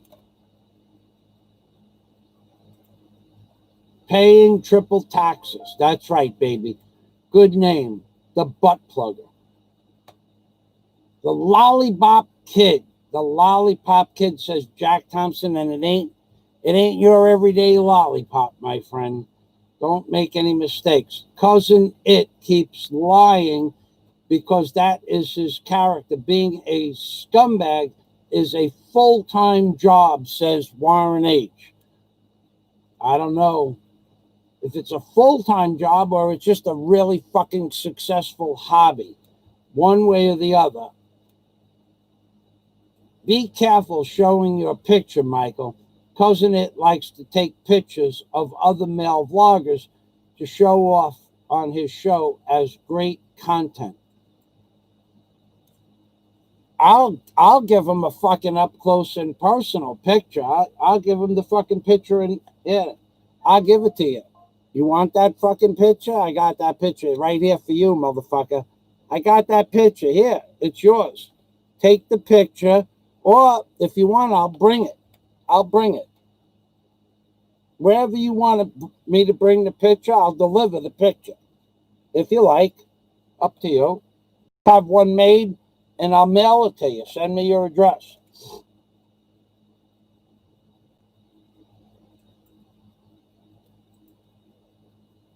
All right. Well, it jumped down to the bottom. I feel like Steve Montelli. Oh, God. I don't even know. There's so much super chat on this window. You guys jammed up the freaking window with super chat. All right. Okay. You guys jammed up the whole fucking window. It just stopped. Okay, I'm back where I was. I see a $10.46 super chat. I'm going to have to bang the pot again. I'd rather be gray than gay. Nay. LOL. Jack Thompson, I'd rather be gray than orange head, says Warren H. Just mention hairline. It will detonate. It will detonate. Just mention hairline. John Escape. Eyes and a nose. Oh, God. That was scary, John. That was actually quite scary. Look at this. Look at that. Big super chat there coming up. I wish I was more like Mike, says Warren H. Warren H., you are not the jealous type, and I know damn well you are happy in your shoes, my friend. Back of the check singers. Back of the check signers. Yeah. Walking backwards to your check on your job because you're not man enough to walk forward and accept the check. I remember Joe saying that to me on the third floor of a roof. And that was funny because there was a guy there that was getting ready to get fired. And Joe says, how could you walk up and take this check face to face? The least you could do is show me some respect and back up to this paycheck because you didn't earn it. You certainly don't deserve it, but you're going to get it anyway.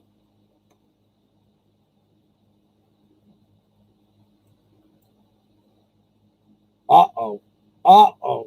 Warren is divulging not 20,000 pesos a day he's going to limit my card to. Not 20,000 pesos, more. By the way, I'm looking for the best percussion. Okay. Oh yeah, this is true. Anybody in Bahal or the great metropolitan area of Tagbilaran, Warren is looking for the best prosecuting attorney that money can hire in the area of Tagbilaran. Warren has something that he wants to do.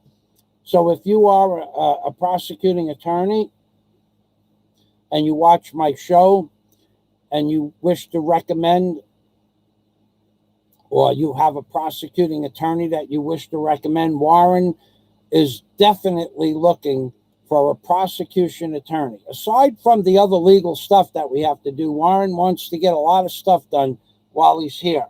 And that's one of them. He wants to hire, and he has videos that he wants to show, and he wants to discuss some things with the best prosecution lawyer in the Philippines, if necessary.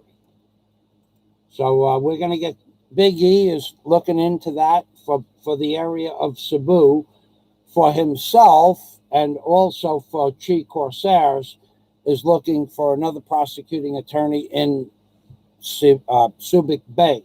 So between Warren and Big E and Chi Corsairs, that would be three. We're going to need three different prosecuting attorneys for the three different areas. That's me. I'm good. I'm good. I don't need a prosecuting attorney. A real man would find a way to go into town and shop. That's true. A real man would not be afraid to go into town and shop. I mean, as long as your day was that day. Like we have passes now. We can only go in certain days. But a real man wouldn't be afraid to go into the area by himself and shop. A real man. I mean, of course, we all know that real men are at a premium on some of the smaller islands.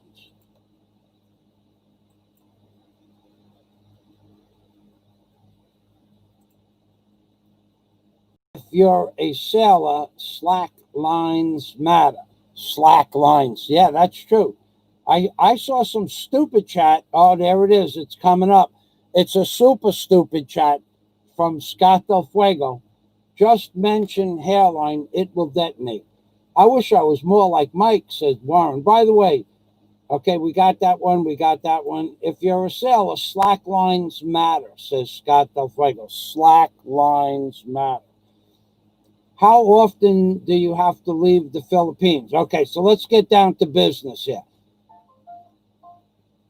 After we get down to my credit card from Warren's bank account is limited to 20,000 US dollars a day, not 20,000 pesos, says Warren H.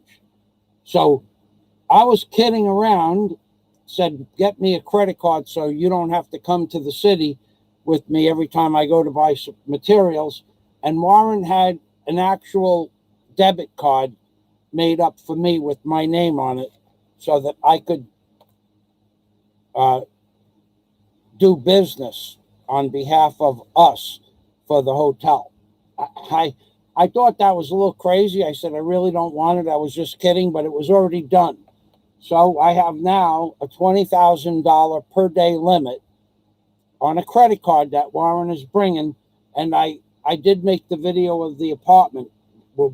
So Scott had it. Thank you, Warren. Thank you. Thank you. Thank you. The $20,000 a day. I won't stop singing forever and ever and ever. But, as long as Warren likes the name of the hotel, I got to tell you, it's a really cool name. Nobody would guess this name. And you think that guessing the name Rumpelstiltskin was hard? Nobody would ever guess the name of the hotel. It's the only hotel in the entire world named the hotel that I have the name for. There is no other. 20,000 in US is what my card is good for overseas.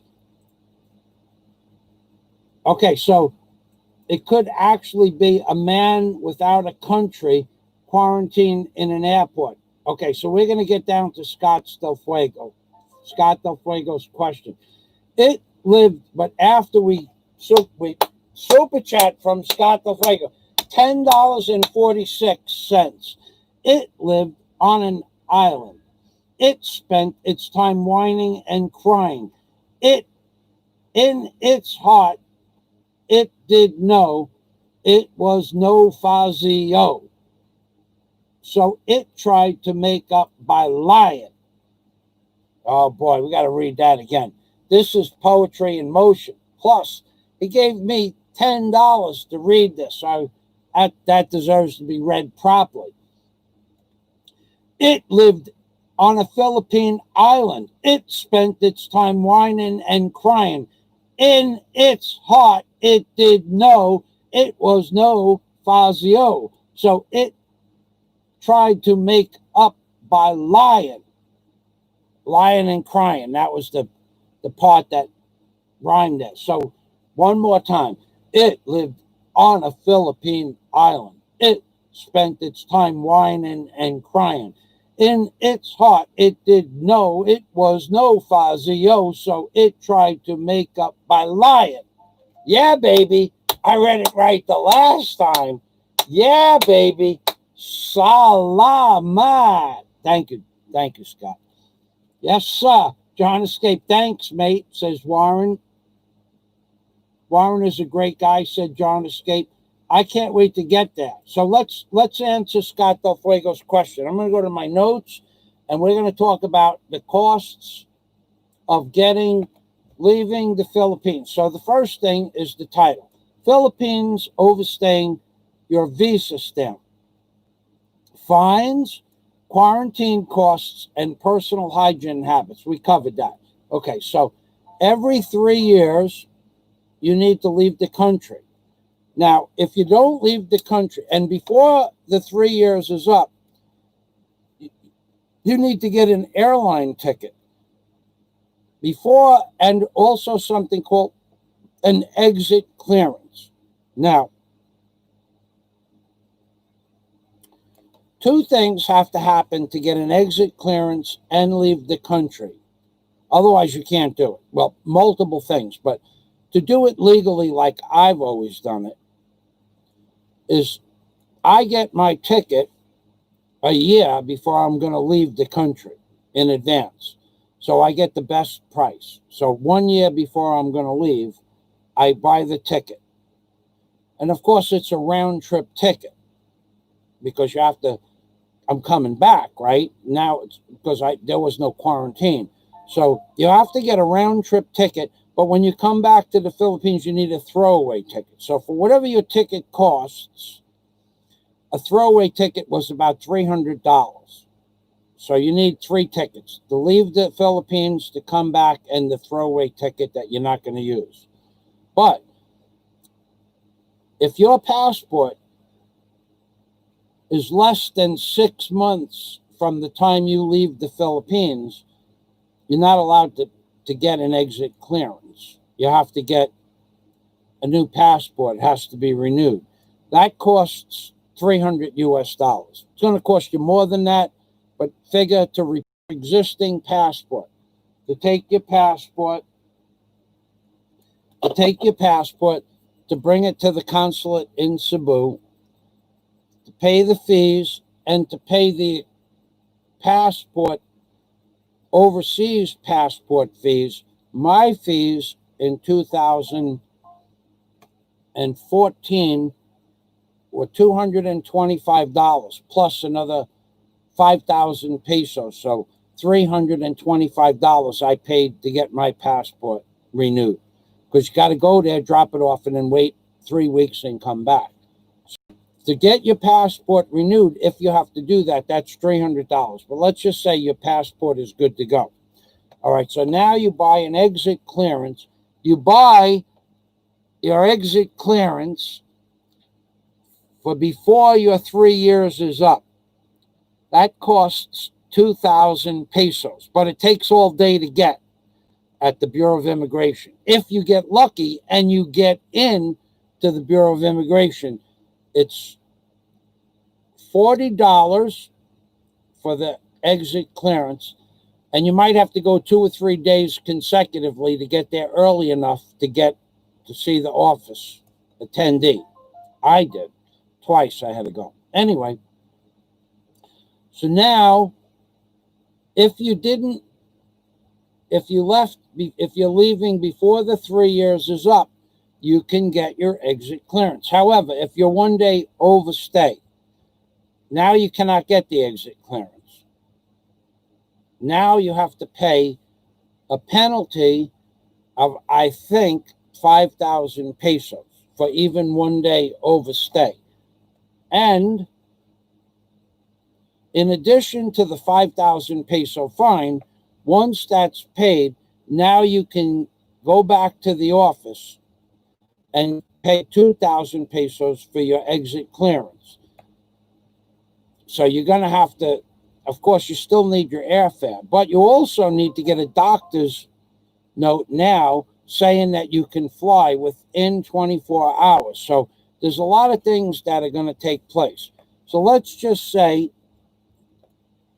for argument's sake, you do get to leave the Philippines before the 3 years of your exit is up. So basically, it cost you 2,000 pesos for the exit clearance. However, wherever you're going, America, Thailand, Japan, or China, or Vietnam, you have to stay in quarantine for 14 days. The average cost of quarantine is about $1,000 for any quarantine hotel anywhere in the world is between $800 and $1,000, and that includes meals. Okay, so now you go to Vietnam because it's only a couple of hours away from here, and you come back to Cebu because it doesn't fly to your island of Bohol, like my island, right? The plane goes to Cebu. So now I come back. I'm the guy taking the trip. So I go to Vietnam. I spend 14 days in quarantine. I give them $1,000. I come back, and I throw the ticket away, and I go to Cebu because that's where the plane lands, and I spend 14 days in quarantine in Cebu. Hotels are a little bit more expensive in Cebu, so it's $1,000 for that hotel. So it's $1,000 for Vietnam and $1,000 for Cebu. Now I want to come to Bohol. Now I got to spend 14 days in quarantine in Bohol because to get from Cebu to Bohol, that's another airline ticket, and it's $400 for the ticket to get from Cebu to Bohol, unless you buy it in advance. Then it's $250 round trip, $500 round trip. I don't know how it works now, but so that's another airline ticket. So you got, let's say it costs you $1,000 for the $500 for the ticket for Vietnam, another $100 for your visa fees, $600, right? And $1,000 in Vietnam, that's $1,600. $1,000 for the hotel in Cebu, that's $2,600, and $1,000 for the hotel in Bohol, that's $3,600, plus the airfare, say $400. That's $4,000, and it's going to take you about 50 days to do the 3 different quarantines.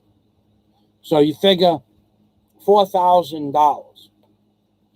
But if you're an overstayer and they want you to get an NBI clearance, see, at a certain point, a certain amount of days overstaying, then you need an NBI clearance in order to pay your exit fee. So without the NBI clearance, they won't let you pay the exit fee. But it takes 21 days to get the NBI clearance. So let's say I, July 1st, I was overstay, right? And on July 2nd, I go to get my NBI clearance. Well, I can't leave until the 22nd or 23rd.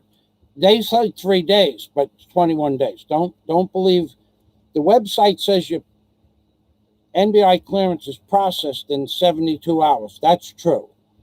But you don't get the NBI clearance paper for 21 days so they could do their background check on you.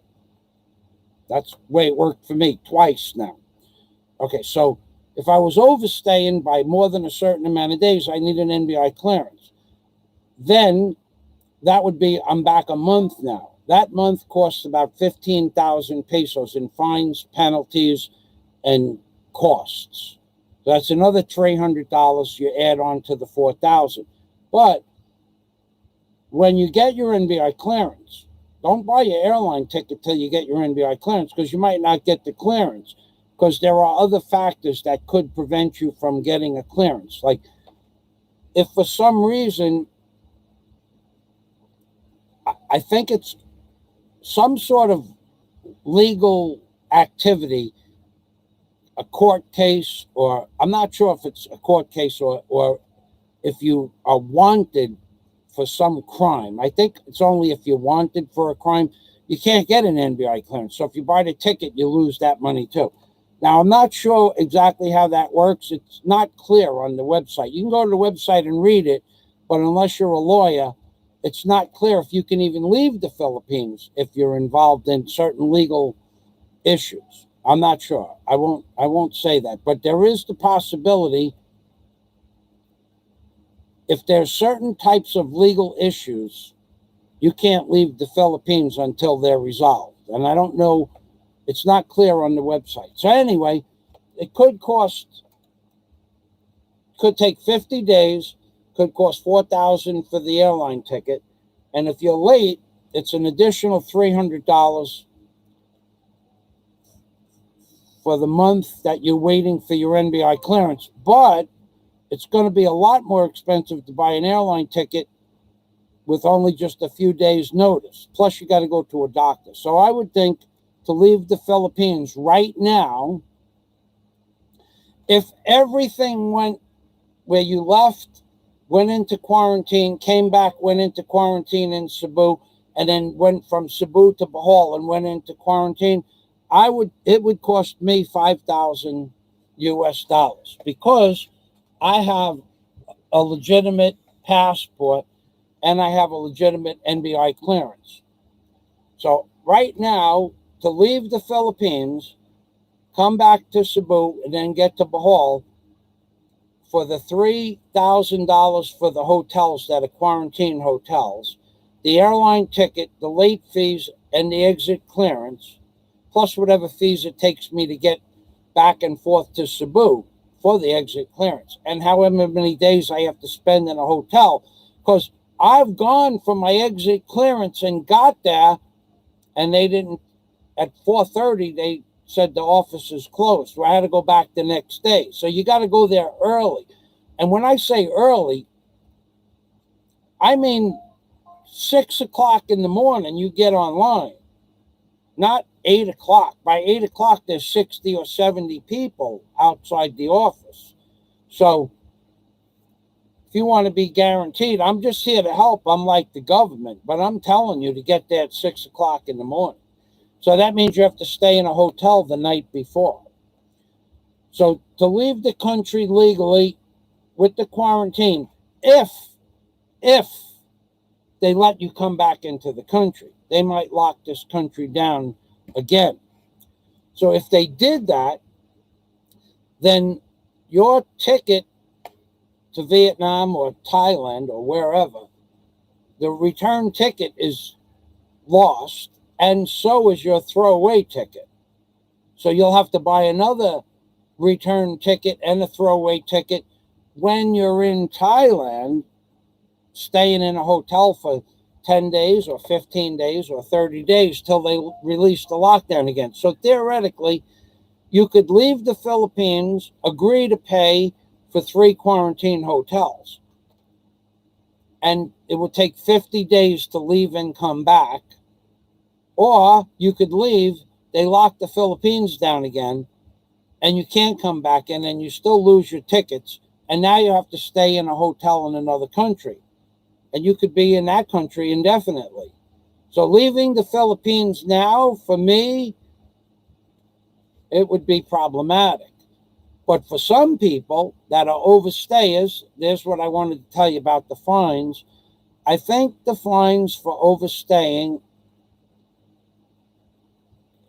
I think it was 5,000 pesos per month, but don't quote me on that. Plus your visa fees at another 1,500 pesos a month. So it's somewhere around 6,000 pesos a month for overstaying. But certain citizenships at 3 months then require an NBI clearance to pay the overstay fees, at which point you have to wait another 21 days. Overstaying now, yeah, baby, that's piss poor planning. That's why I left in 2019, long before it was required. I had the ticket and I was good to go. And that's why I also did other things to assure that I could come back into the Philippines, because I had some butt pirate telling the world that he was going to stop me from coming back into the Philippines. Wow, that upset me like nobody's business. And yeah, I mean, that was just wrong. And he was wrong. It was wrong, but that's the way it worked out. So, reasonably speaking, if everything goes right and you have to leave the Philippines, and you want to come back right away, leave and come back, 5,000 US dollars is reasonable. I got Warren one of the best hotels in Bohol because I know the manager of one of the hotels, okay? And I know the manager of both hotels, but I didn't talk to the first. The first hotel was ridiculous. The first hotel was, it was more than $1,000. But the second hotel I got for about $800, which is same quality, but same food, same quality. By the way, once you get into the quarantine room in the hotel, you're not allowed to leave the room. Not allowed to walk down to the beach. Not allowed to walk around in the common area. You have to stay in the room. Or if you get caught outside the room, you can pay fines that you don't even want to know about. We're not talking about hundreds of dollars. We're talking about thousands of dollars in fines and jail time if you get caught leaving the room. So, one more thing. Because of the lockdown, there is no reprieve for overstayers. In other words, you could say, well, I couldn't leave because of the lockdown. No. Anybody can leave anytime they want. Getting back is most people's problem. But for all this time that there was a lockdown, there's always been flights out of the Philippines on an irregular basis, but flights out of the Philippines nonetheless. So they're giving no reprieves that I know of for overstayers. So overstaying, you can't say I couldn't get to the airport because of the lockdown, because for that, they'll let you travel outside the country. You can go that way, but coming back, not so easy. So there's no reprieves for overstayers because of the lockdown, because at any given time, you've had 3 or 4 or 5 months. I had that much time to leave. I can't say I couldn't leave. I could leave. I couldn't get back, but I could leave. One-way tickets are more expensive. Short-term one-way tickets are very expensive. Medical procedure 24 hours before you leave, probably 500 pesos, $10. And then I have the list of how to. Now, I tried to get exact numbers for the fines for overstaying. One website said 5,000 pesos a month. One website said 4,000 pesos a month. One person I spoke with said 15,000 pesos for the first month. And I've called up the immigration office in both Manila and Cebu. I've called them both up. Both. And I've pushed redial 200 or 300 times this week for those two numbers. And no one has ever answered the phone. Nobody ever answered the phone. So talking about answering the phone, oh my God. Oh my God. I hope I didn't screw that up. I think I did.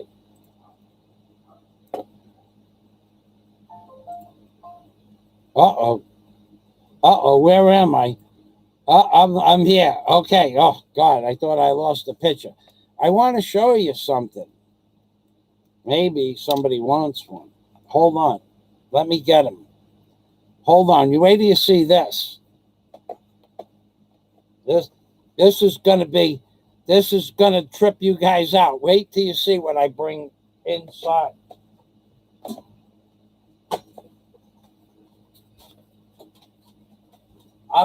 I'm only gonna be about 15 seconds.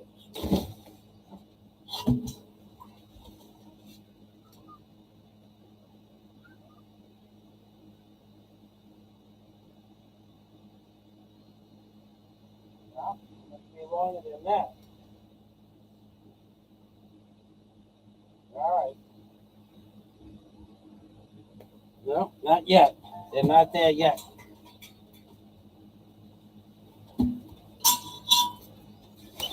I was gonna trip you guys out, but I'll trip you out in a few minutes. I got something I want to show you. So that's what I'm thinking, to leave the Philippines if you can get back 3 times in a quarantine hotel at $1,000 a pop average, plus airfare out, plus hotels to go to Cebu to get your exit clearance and the cost of your exit clearance. I think that you could do it for somewhere between 3,800 and $4,500, but there is no guarantee to get back. And if they block you from coming back in, you lose the entrance ticket and the throwaway ticket, and you got to buy them again at some point in the future. So at that point, I would say that you're going to have to adjust your glasses. Yes, sir. So I hope that answered your question, Mr. Scott Del Fuego.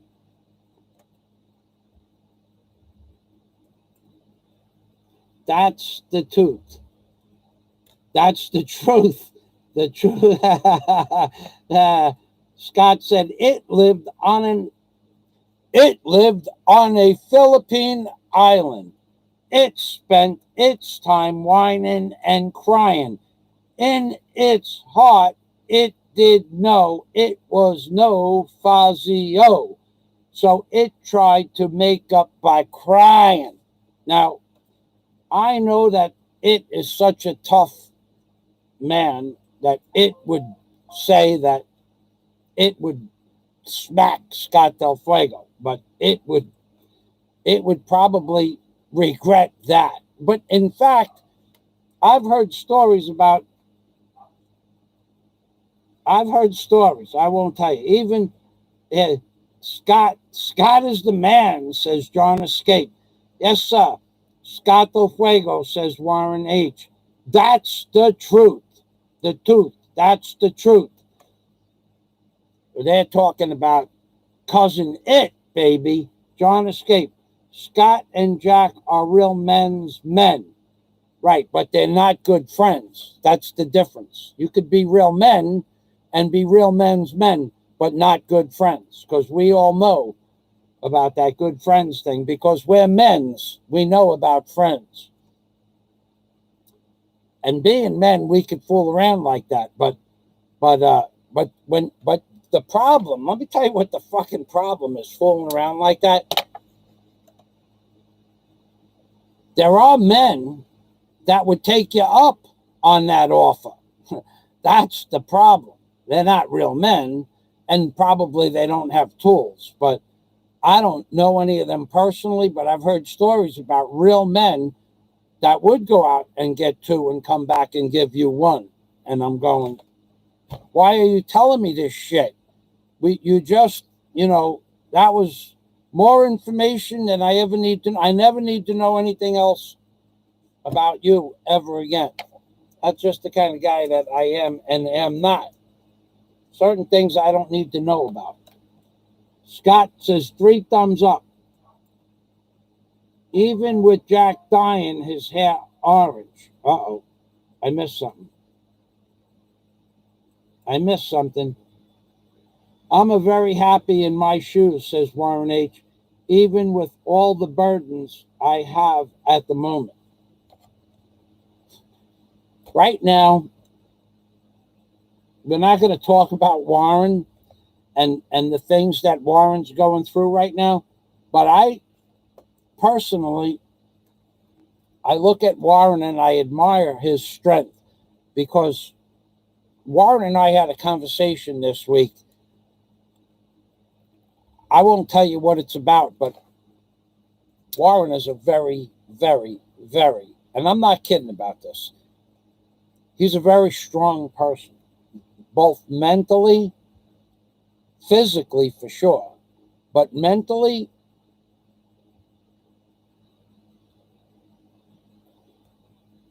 I can't say how strong Warren is, but if you wanted to measure his inner strength and his determination to get something done, and he wants to get some things done, I don't know that there's a rating higher than a certain, let's just say there's a plateau where there is a certain amount of strength in a person, and that one person moves to the zenith of that measurement. Warren is at the zenith. Lots of people are. He's not the only person that I know. In fact, most of my friends are at exactly the same place. They don't bitch about things that don't go right. I could sit here and bitch about things, but we don't do that. We understand that there are some trials and tribulations in life, but nothing compared to what Warren's went through, and is looking forward to going through. Nothing. Warren is right there at the top. I wouldn't even put me at that level, because I would take a different approach than Warren, and it wouldn't be suicide, I'll tell you that. I hear people suggesting suicide on YouTube. What the fuck are you talking about exactly? What the fuck are you talking about? Lesser men, people that have problems. I hear the same bullshit from the same guy, that because he doesn't make any money on YouTube, everybody should quit Super Chat and PayPal and Patreon. It doesn't pay. Why is it that when this particular man decides that he's going to stop doing something, why the fuck does everybody else have to follow suit? Who the fuck is he to ask everybody on YouTube, everybody in the Philippines vlogging genre, that you should all stop AdSense and Super Chats to your channel unless you're making $5,000 a month? Where the fuck do you come up with this shit? Where the fuck do you come up with a number that everybody else should stop asking for AdSense or Super Chat, or trying to collect AdSense or Super Chat? Where the fuck do you come up with these numbers? Where the fuck do you come up with this insanity? I got to tell you. So that means that I, Michael Fazio, I'm going to build a fucking hotel, right? With or without Warren. I'm building a fucking hotel. That means everybody on fucking YouTube, every vlogger in the Philippines has to build a fucking hotel. Everybody. Every fucking vlogger. I demand that you go out and build a fucking hotel. I'm building one. You got to build one. Or you're quitting fucking Super Chat because you don't want to do the tax fucking roll. Everybody got to quit. I'm building a fucking hotel. I want everybody to get their motherfucking plans ready. Get them fucking permits. Get those fucking plans. Go out and buy some fucking tools. Build a fucking hotel. If you build it, they will come. baby. Fucking people. Fucking follow the loser. I mean, leader. Follow the leader.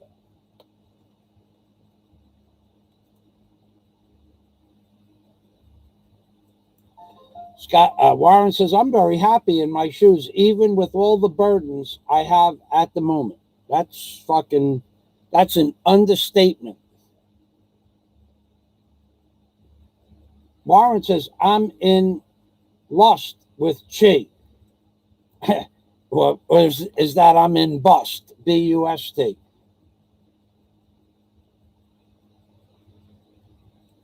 Jack says, Warren, you should meet Chi. Actually, Jack, Chi, Warren, myself, and Big E are all going to have dinner together in Bohol very soon. It's already it's a done deal. It's just a question of what day the lockdown ends, and then Chi and Big E are coming to Bohol for a couple of days. We're all going to have dinner at the Hennon. Big E and I, we're probably going to have a little bit of fun on the beach, a massage, a margarita for Big E, and I think I'll have a big glass of distilled water. Warren and Chi and I and Big E, we're all going to the Hennon, and then we're going to just sit around and chat for 1 or 2 days, and then we're all going into the city to do legal shit. Yep, because Warren and I have legal stuff to do in regards to bank accounting and stuff like that, and Big E and Chi, we're all going to just get together and have a grand old time in Bohol. That's the truth. So I don't know what they're going to do, but I know that what Warren and I are going to do, and I think they actually want to meet some of my friends. Not my friends' friends, but friends of friends. So I do have some friends here in Bohol, and so I'm going to introduce those people to Big E and Chi and Warren, and show them the houses and stuff that these people own and stuff like that. You know, it's going to be a grand old time, as like Fred Flintstone would say. We'll have a grand old time, Wilma. Warren H., you should meet her when you... Yeah, she's coming. She's coming. Seabiscuit, I saw you on Warren's channel the other day. So I know you're friends with Warren. So let's see what Seabiscuit has to say. No matter how high priced the lawyer is, it is no match for frail men's muffins and pastries. That's true, Seabiscuit. Now, Seabiscuit, he knows the score. Seabiscuit was the name of the most famous horse that ever lived. Actually, it was from my era in time. Actually, I think it actually raced less than a mile from where I lived. So Seabiscuit knows that the highest priced lawyers or the best way to make people understand your side of the situation is to bring coffee, muffins, and donuts, cake, shit like that. And you could actually, according to one of the world's most famous people, you can actually make people do shit by giving them cake, coffee, and muffins. I never seen that happen before, but I heard stories, and Seabiscuit heard the same story, so I believe Seabiscuit.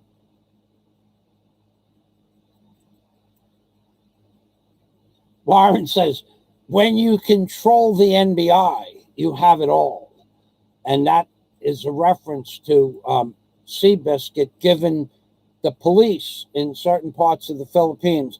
I saw that video where, not only did I, let me back up. I saw the video, I recorded the video, and I gave the video to my friends to watch. The video where a particular man said that he could control the police with coffee, bananas, and donuts and biscuits. But it wasn't just one time. No, that man didn't say that once, and No, the man didn't say it twice. And that means that, of course, I have 2 recordings at least, right? But no, the man said it 3 times, which means, you guessed it, multiple different recordings. We have. We have no bananas. I like the name of the hotel, but I'd like 20,000 of abuse better. Seabiscuit, when you control the NBI, you have it all, says Warren H. Warren H. is the manifest Aussie in Oz.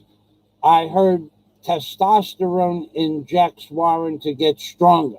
Ah, it's a play on words. Scott Del Fuego says he heard that testosterone injects Warren H genes to get stronger. He's a strong man. Believe me when I tell you, I I I went through something 2 years ago with my foot. It's very having certain types of problems with your feet and things like that. Mentally distressing. Warren just, you'd never know that he was going through it. If you didn't ask, he'd never mention it. And then when you ask how he's dealing with it, it's like an amazing thing. He's a man. He's that right there at the zenith, the plateau, the apex of his game. That's right, baby. Scott Del Fuego, LOL, says Warren H. about the testosterone injecting Warren. I like the name of the hotel, Warren says, but I'd prefer $20,000 worth of abuse. Now, he said that to me over the Skype the other day, and I said, don't worry, when you get here, I could give you 20,000 pesos or dollars worth of abuse. Just wait till you get here, and I start taking you shopping. I'll abuse you for 20,000 a day. No, not really. Pretty much everything I need I got already. Oh, by the way, Warren,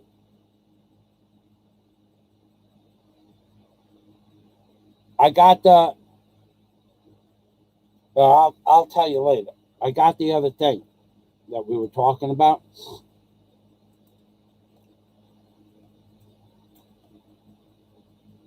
Thor. Warren is Thor. Warren shaves with a Bowie knife. Once he ate a lightning bolt, burped, and dumped thunder. John Escape says Thor. All right, we all know what Warren went through, and never fucking complained. I mean, he wasn't happy, but he never broke down and complained. I never saw. My friend Tommy was the same way. He went through that whole ordeal and never once did you ever hear him fucking bitch. Never bitched, not one fucking time.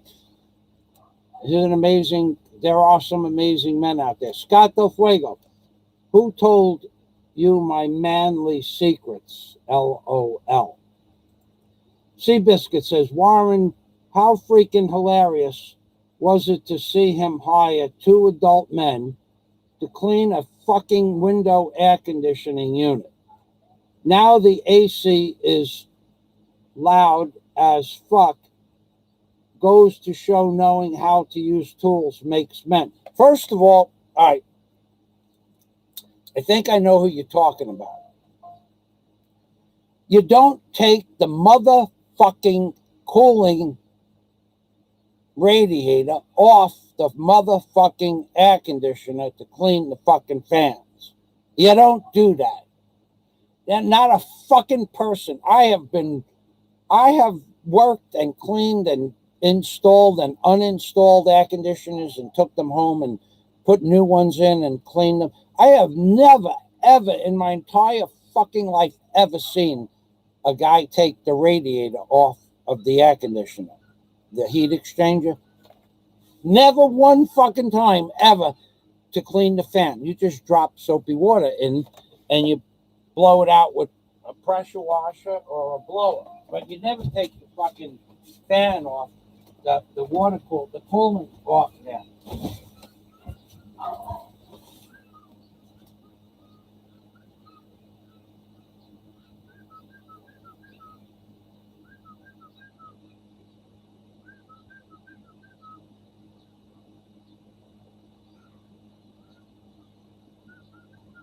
I'll be right there.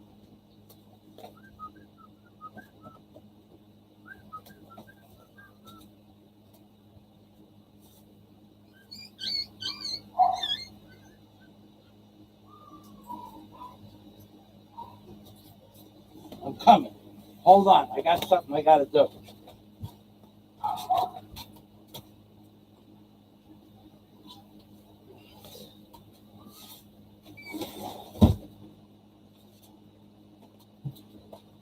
Look at this. Look what I got, baby. Look what I got.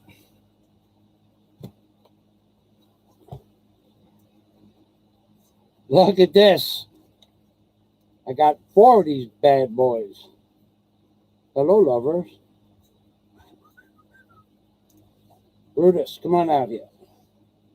Come on out here. Come on. Come on. Come on. Oh, yeah. Oh, yeah. Oh, yeah.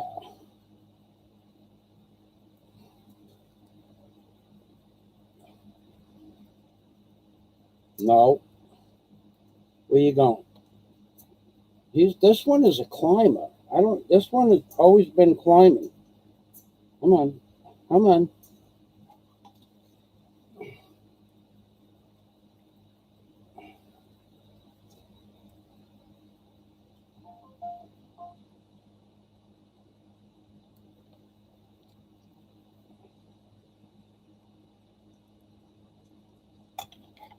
Oh, escaping, are you? Escaping the Philippines? Whoa, baby.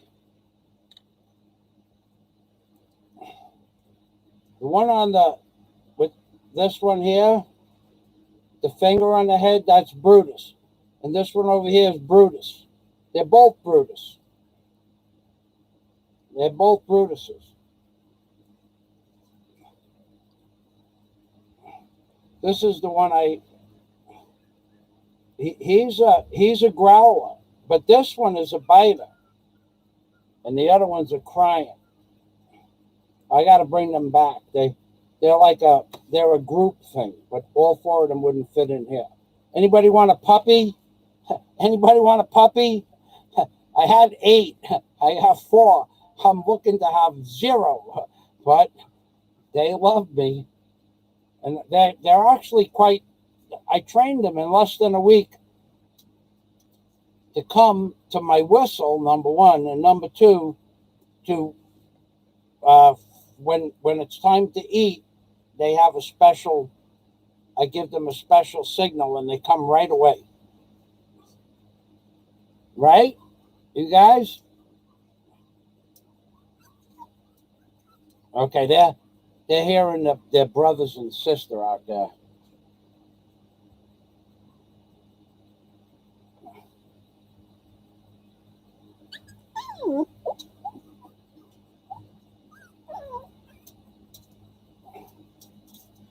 Yeah, baby. Brutus just gave you the finger. Did you see him?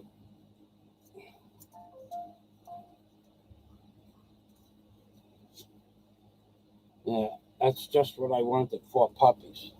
Yeah, guys. Yeah, yeah.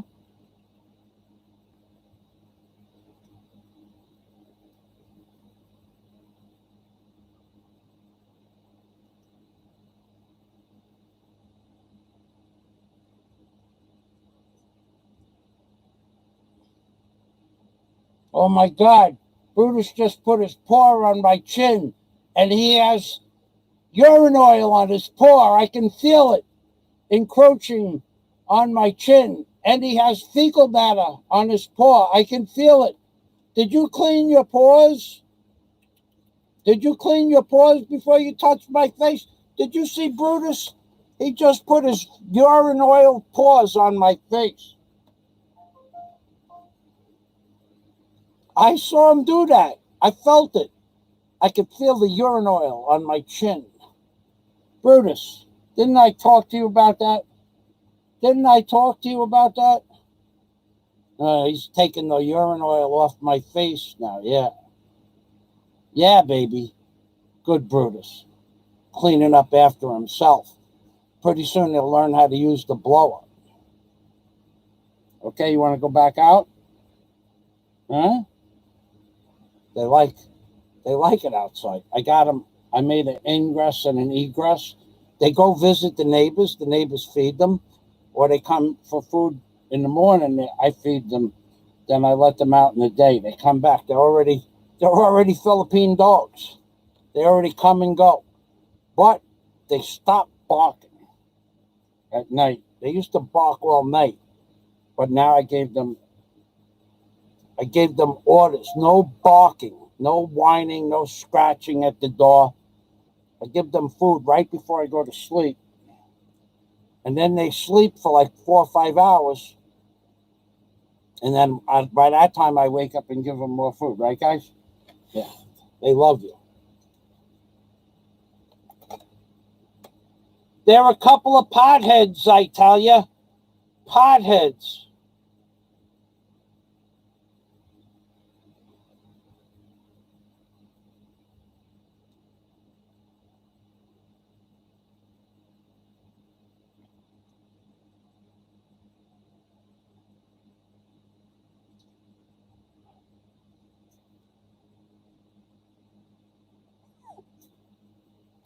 What are you doing? What are you doing? How did you do that? That's like magic. They both fell at the same time.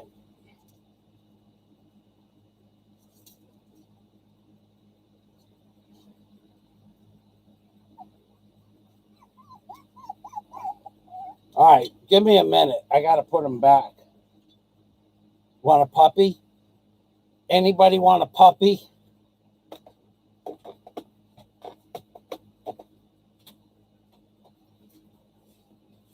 Yeah. All right. Okay. Come on. Come on.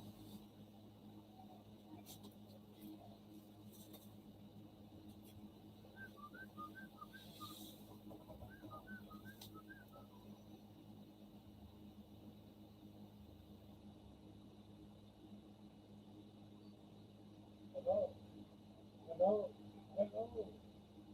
Hello. Come on. Come on. Come on. Come on. Don't play around. Come on. Come on. Come on. Come on. All right, we got the other. All right, we got the other two. These are the puppies. Unlike other people who sell puppies, I'll give you money to take the puppies. Here's the other two.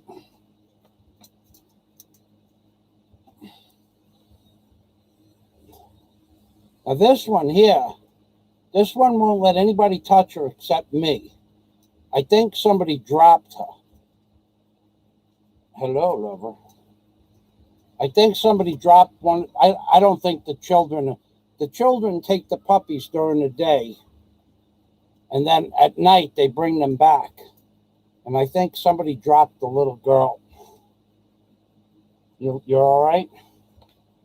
Now this is the biggest one, but not the biggest puppy. They took the big puppy already. Hello, girl. Hello. See, she's the runt of the litter. Yeah, I know. You're an experimenter, yeah? Okay. Don't bite that.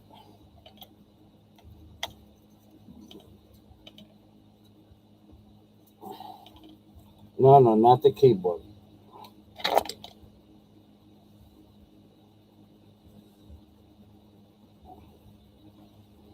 They don't listen yet.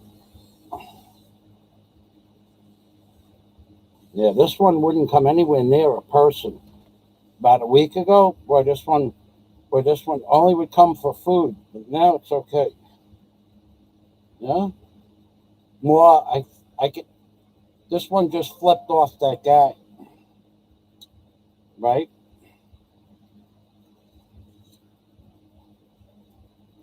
All right. Want a puppy? Anybody want a puppy? Oh boy.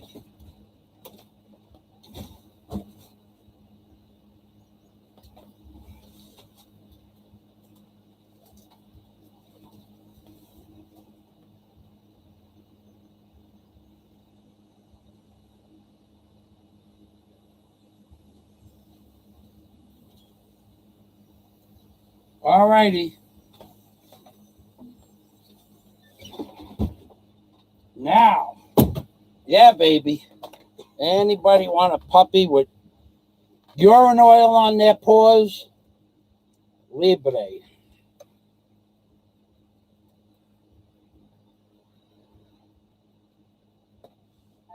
So Seabiscuit is abusing Warren H.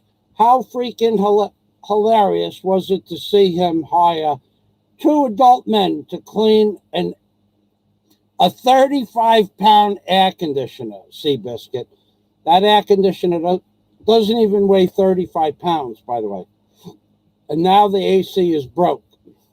You're right about that. Seabiscuit from Warren H. There was a funny video, especially when he said to the men, yeah, guy, they just ignored him. Warren laughed so hard. Yeah, everybody loves him. Everybody. Everybody. They ignored him. There was like, I've seen people be ignored before. There was ignorance there, that's for sure. I mean, ignorance there. Scott Del Fuego says Warren H. says Scott Del Fuego from Warren H. is a man of steel without the tights. Jack is a superhero without the tights. John is a superhero with the horses, and C is a man superhero. There's some sort of poetry there. LOL. LOL, the AC's humming like a 1926 Harley. That freaking thing makes almost as much noise as mine, except mine is 18,000 BTUs. And this thing, I don't even know why it still works. It's almost 15 years old. I have no idea why it's still working. And no idea. Seabiscuit said there was a gap around the AC and wants his. Yeah. Okay, Warren Seabiscuit said there was a gap around the AC and wants his men to fix it in case any bugs or spiders. How manly. Warren, he's not. He's hot little one crawling around in the attic. Man, you know what? This is freaking. Where are my other glasses? Hold on a second. I can't. No, that ain't them. I don't. I have a pair of glasses that I left outside, and I put them down. Those are my day glasses. These are work glasses. This is it. These are work.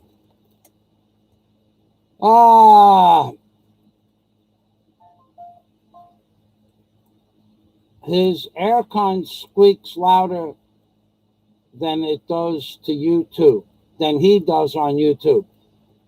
Warren H. Seabiscuit said there was a gap around the AC and wants his Kara, to fix it in case there are any bugs or spiders. Yeah, just shove some rags or something in there. That'll fix that. Warren, he's hot little one crawling around in the attic, and somehow that's not attached. I can't read. Man, I can't believe this shit. This got to be the glasses. There's another pair. even though they're the same power. Okay, this is better. Cleaned it. Okay. Now, Scott says, I run a legitimate scam. Everybody knows that. Everybody knows that. You saw the dog scam, right? Next week, we'll do a March of Dimes for the food, for dog food, baby. Running out of dog food. Just kidding. Got plenty of dog food.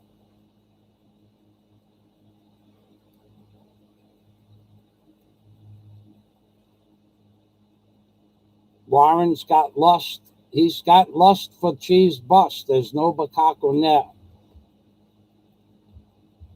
Scott Fuego says, don't blame me, Warren. I can think of at least 2 good reasons to meet her when you arrive. Poor Chi. But she has a good sense of humor. But she does, I wouldn't cross Chi because she's a woman with a mission. She's a woman who has a mission in life, and she made it so clear last week that mission is going to be fulfilled. Scott Del Fuego, I started a new workout system, getting stronger and leaner by the day, all researched and scientifically validated. And best of all, when I go to Bahal, I can bring it with and use it there easily. Spent my whole life working out. This is the best system I ever used. Better than free weights by 100 times. Wow.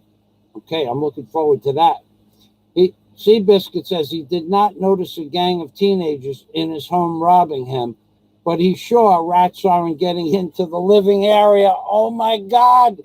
When I heard that, there are rats. Rats don't care. I got to tell you, in the Philippines, everybody has rats in and out of the house. Except if you live, when you get up to the 2nd and 3rd floor in a concrete building, there are less rats.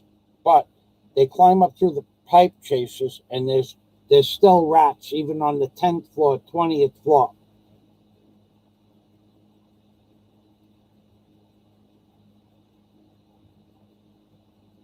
I heard that too, Warren, that someone saw the rat jump, fall down from the ceiling. I heard that. I heard it. I heard it. Scott Del Fuego. The inky dinky spider crawled up the water spout. It spoke. It saw a spider like a sissy passed out. Up came the sun and it just didn't care. The inky dinky spider made its soil in its underwear. Oh, you're saying that the spider shit in a pair of bloomers? Is that what you're saying? Last I heard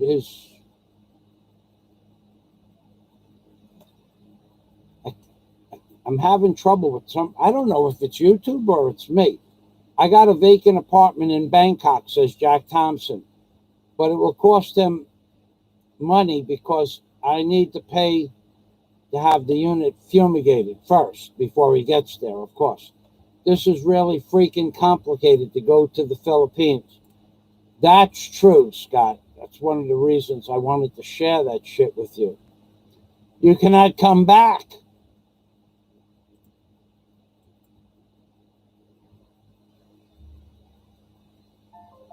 Warren said the first was way overpriced. I don't need a view, just a bed. That's the. Now I didn't go to all. Okay, I know the second one. I know the owner. I actually know him. I haven't seen him in 4 years, but I did meet him and eat with him once before. But I'm going to go to one more place, and I'm going to look at the accommodations in the third place. The first place I know well. The second place I know well, but I want to see the accommodations in the third place. But the third place, the price is still, it was only $50 cheaper than the second place. So 700 or 750, but one is closer than the other. Scott Fuego, it said Michael was not going to get into the U.S. for tax evasion and crimes. It did say that. He got in and out, and I brought back equipment, heavy equipment with me, and tools and containers and imported shit and imported boxes and boxes and boxes and boxes of foods and small equipment, hand tools. Yeah, I did that. He said in and out. Michael said it was not going to get back into the Philippines yet. Here he is. That's right. That's what it said. It said that. It said that it was going to stop me from getting in and out of the Philippines. And this was for no fucking reason whatsoever, except it had something inside its head that made it pissed off. And when it gets pissed off, everybody is fucking under the firing guns of it, this, it, that, it, this, it, that, it rhymes with knit. Warren says it was not able to take me up on his offer to buy a new Aces Pro Duo i9 if it got it within 24 hours. Failed should be time stamped on his head. Failed should be time stamped on his head.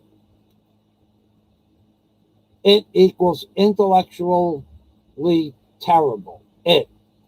Intellectually terrible. Good one, Scott. None of us are friends, apparently, says Warren. Mirrors on the ceiling, pink champagne on ice, and she said we are all just prisoners of our own device. The strangest story. That's by the Eagles. Hotel California. And I woke up in California on December 2nd of 1980. And that song, when I woke up, was playing on the radio. That was a trip. That was the first. I had not slept. That's a true story. But it was a song at the time. But the day I got there, the morning I woke up, when I turned the radio on, it was the Hotel California song.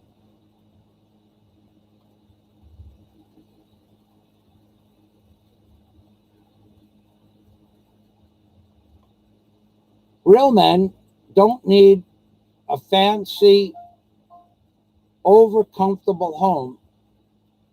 Real men need a serviceable shelter to occupy while they do great things and build their legacy. That's true. That is so true. You know, when I lived on the barge, it was because I had to live on the barge. I had to sell the barge. I had to live on the barge. Okay, Warren, he's off to the store to have some tests. Okay, buddy. I'll see you. I'll talk with you later. Sleep well, John Escape. Good night, John. Warren H. is the strongest dude I've ever had the privilege to know, says Jack Thompson. Those puppies are adorable, says Jack Thompson. Cute puppies. Thank you. Yeah, they're... And I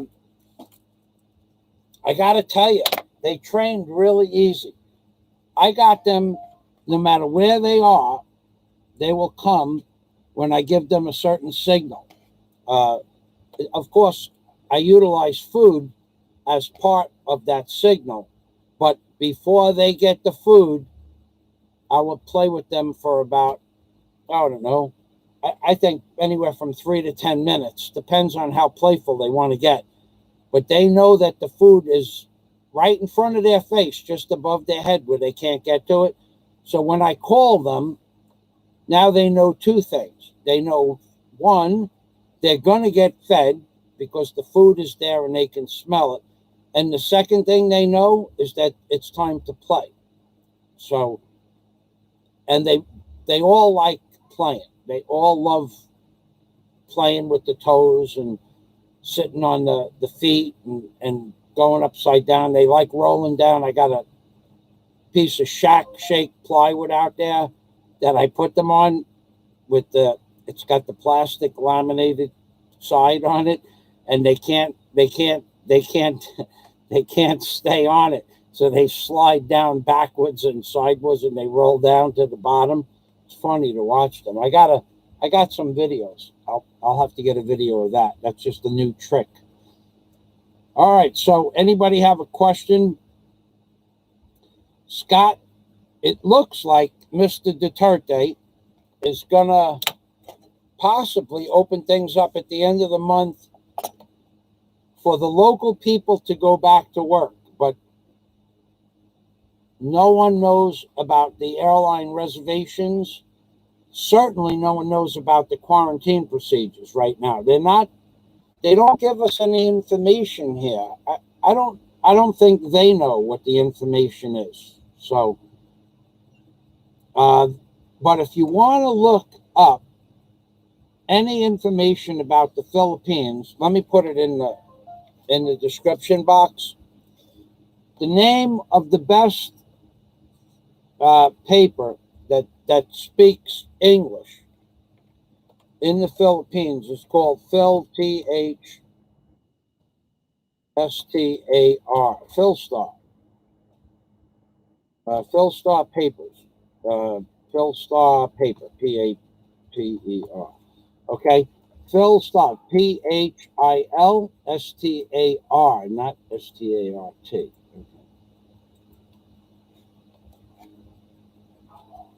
Okay, Philstar Paper is the name of a hello, welcome to the machine, Steve 25901, baby. Welcome to Michael Fazio's live stream. Thank you for stopping by, Steve.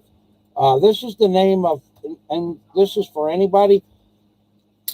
You can look up Philstar magazine or Philstar Paper or Philstar.com, and it will give you whatever information is available or they believe is available for the Philippines. That's about the only place to get information because it disseminates the information in English and written English, and the videos are in English also, that if you click on a video. So I would recommend Philstar to get your any information about the Philippines that you want to get. Now, I wouldn't necessarily believe everything they say in the paper, not whether or not it's true. It's probably true, but it may not happen. So I don't know.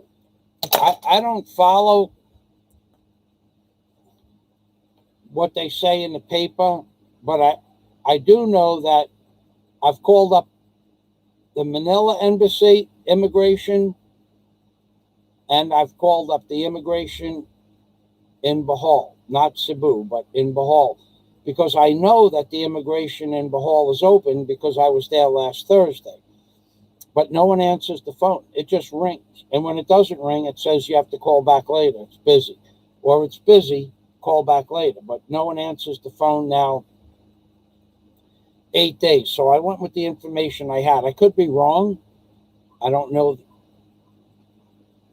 the exact fines for overstay. I do know that there will be no reprieve if you are overstayed because there was nothing stopping you from leaving the Philippines for the last 6 months. You may have been hindered a little bit by which days you could travel or the lockdown, but for the most part, there's nothing stopping anybody from leaving the Philippines. So, all right, so right now, what I'm going to do, it's time to feed the puppies. I'm going to do that. I'll let you gentlemen, ladies, if there are any ladies out there, say goodbye to each other. And I'm going to warm up the food for the puppies. And I will say thank you to everybody. John, 25901, Steve, Warren, Scott, John Escape, Jack Thompson, who else. I don't know who else. There was a few other people. Mostly I just have a very small group of friends, and I like it like that. Seabiscuit, welcome, and thank you for the comments. Yeah, there was just maybe eight or 10 people here today, and I like it like that.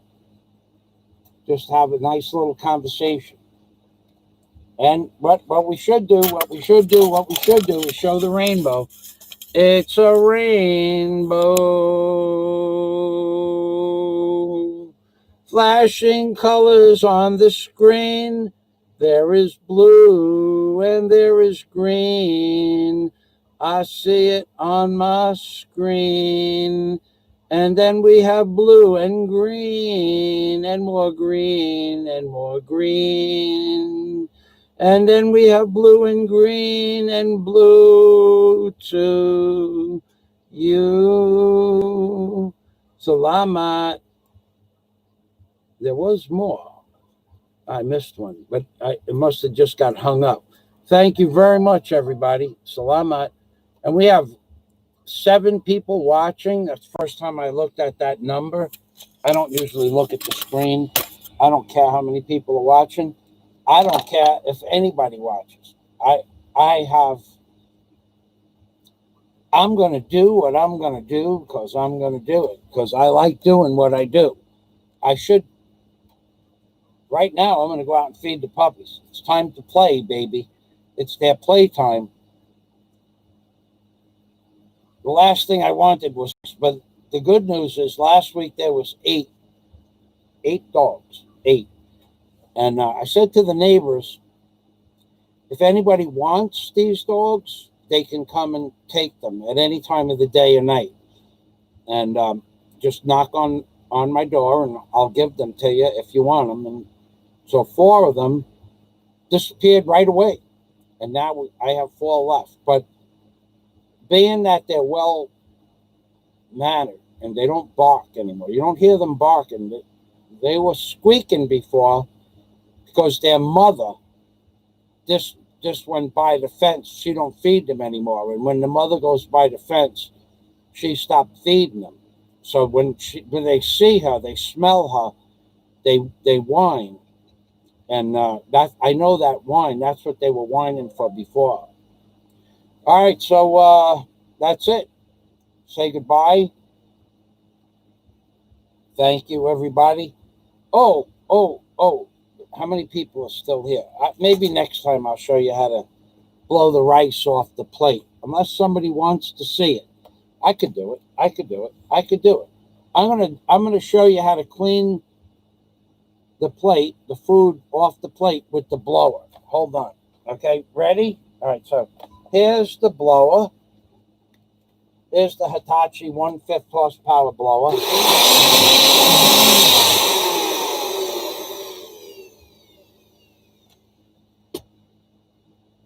Okay. All right, Steve wants to see it. So we only need one person. And we already had me, so we're good to go. So first thing you need to do is you need to get a plate, right? Nice, almost clean plate, because Steve, you missed it, but I don't wash plates. I just take the plate and I either blow the food off the plate or just put the plate in the freezer. I let the food particles crystallize on the plate. I scrape them to one side with the fork. And my next meal, I put the food crystals on top of the next meal, like when you sprinkle sprinkles on ice cream. That's what men, that's how men, and when you're done, you put the plate back in the freezer. You never have to, never do a dish again. Just get a big freezer, number one. So, here, so then what you do, if there's a lot of dried food particles and you don't want those particles on your plate, you just take some, like rice. Oh, that's too much. I'll have that shit everywhere.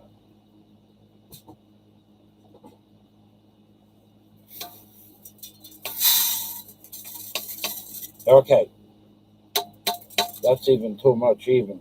So I just wet the plate down a little bit. Now, see how those rice particles are there?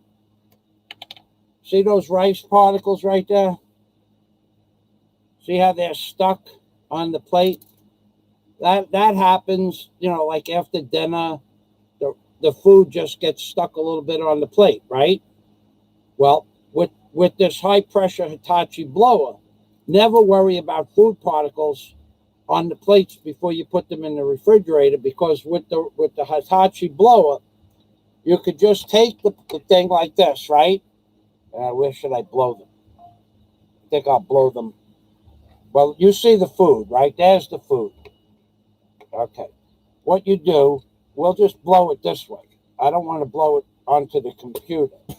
All right, we'll blow it. Ready? There's the food, right? Stuck on there. I wet it down, and I watch this.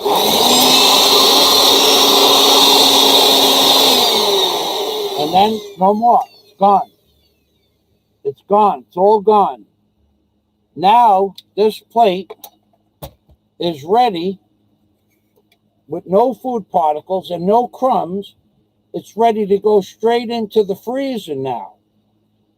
But you won't have any, you won't have any crunchies for tomorrow's meal or latest meal. But this blower solves the problem of dry food, wet food, crunch, no crunch. Bones, no problem. Bones, it blows them right halfway across the room.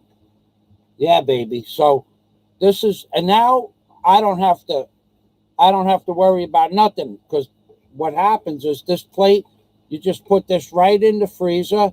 Any germs or bacteria on the plate will die. Now, some germs are resistant to the cold. So what you do is you get some, you close your eyes and pray to Jesus for 30 seconds. Jesus, bless me, Father, for my plate is dirty. Please kill the germs. And keep your eyes closed for 30 seconds. Put the plate in the freezer. Don't worry about a thing. It's all done. Jesus got your back, buddy. All right.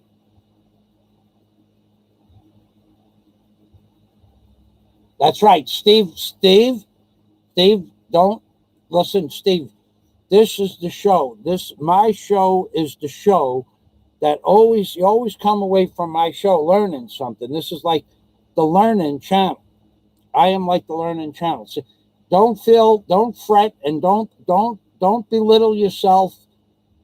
I've had these secrets in the book. I wrote a book a long time ago called Things I Know by Mike Fazio, and this is one of the things that were in the book. How to clean dishes with an electric leaf blower. How to get the dust out of your pillowcase. You put the pillowcase around the blower and you turn it on and you bang the pillowcase with the pressurized in the pillowcase, and it blows the dander right out of the pillowcase, the hair dander. But it's really good. It's really good for taking care of dog dander, because the dog dander, what you need, Steve, is you and I need to spend a couple of days together at the hotel when I get some rooms available. And what I'll do is in each room, I'll put some placards up with some of the things that are listed in my book, Things I Know by Mike Fazio. There's a lot of shit I know. There's things I could tell you about that you wouldn't believe, things that you believe. But right now, we'll just go under the presentation that seeing is believing.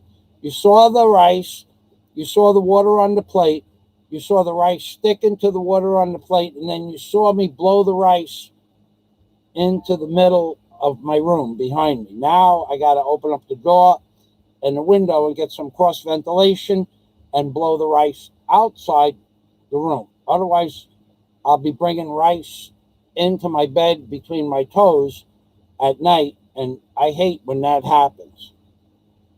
That's a beautiful thing. It's a beautiful thing.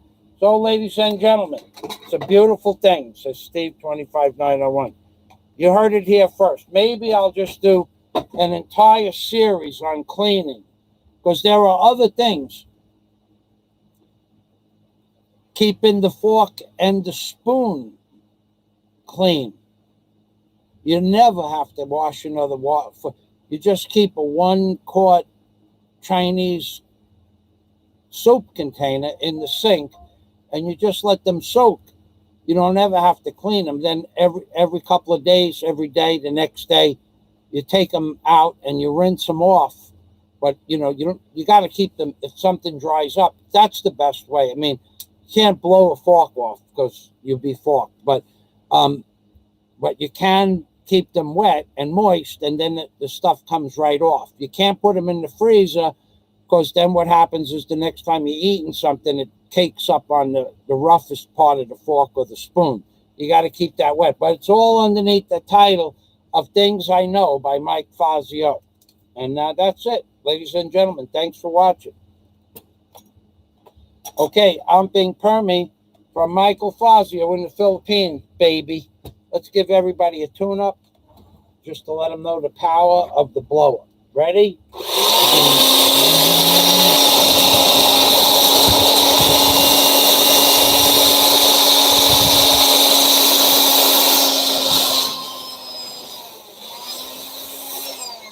Well, that's the end of that fucking thing. That thing just, not only did it blow over the top of the big screen, but it blew behind a piece of plywood behind the screen. It just slipped right down between the plywood.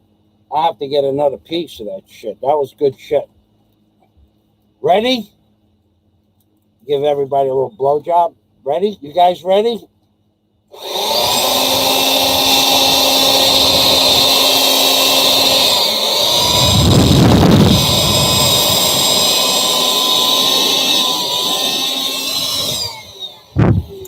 This thing is amazing.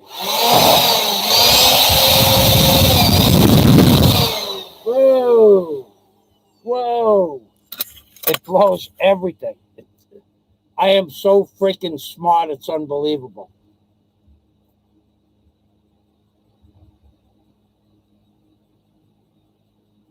Pressure. There you go. You can do that, but freezing them is better because you can scrape the crumbs from one side of the dish to the other. The next meal, you just put those frozen crumbs on top like chocolate sprinkles. Anything else, anything short of that, or more than that, works. If it works for you, it works for me, Steve. Car wash, pressure washer, thank you very much. Everybody, thank you. I'm going to go feed the puppies. I'm being Permy, and for Warren, soon we'll be able to take care of all that stuff. Yeah, baby. Scott, thanks. If you're still there, Jack, thank you. I know those guys go to sleep pretty much at this time of the day. I'm being Permy from Michael Fazio in the Philippines. And remember, this is Rabbi to Barker in the Philippines, baby. That's right.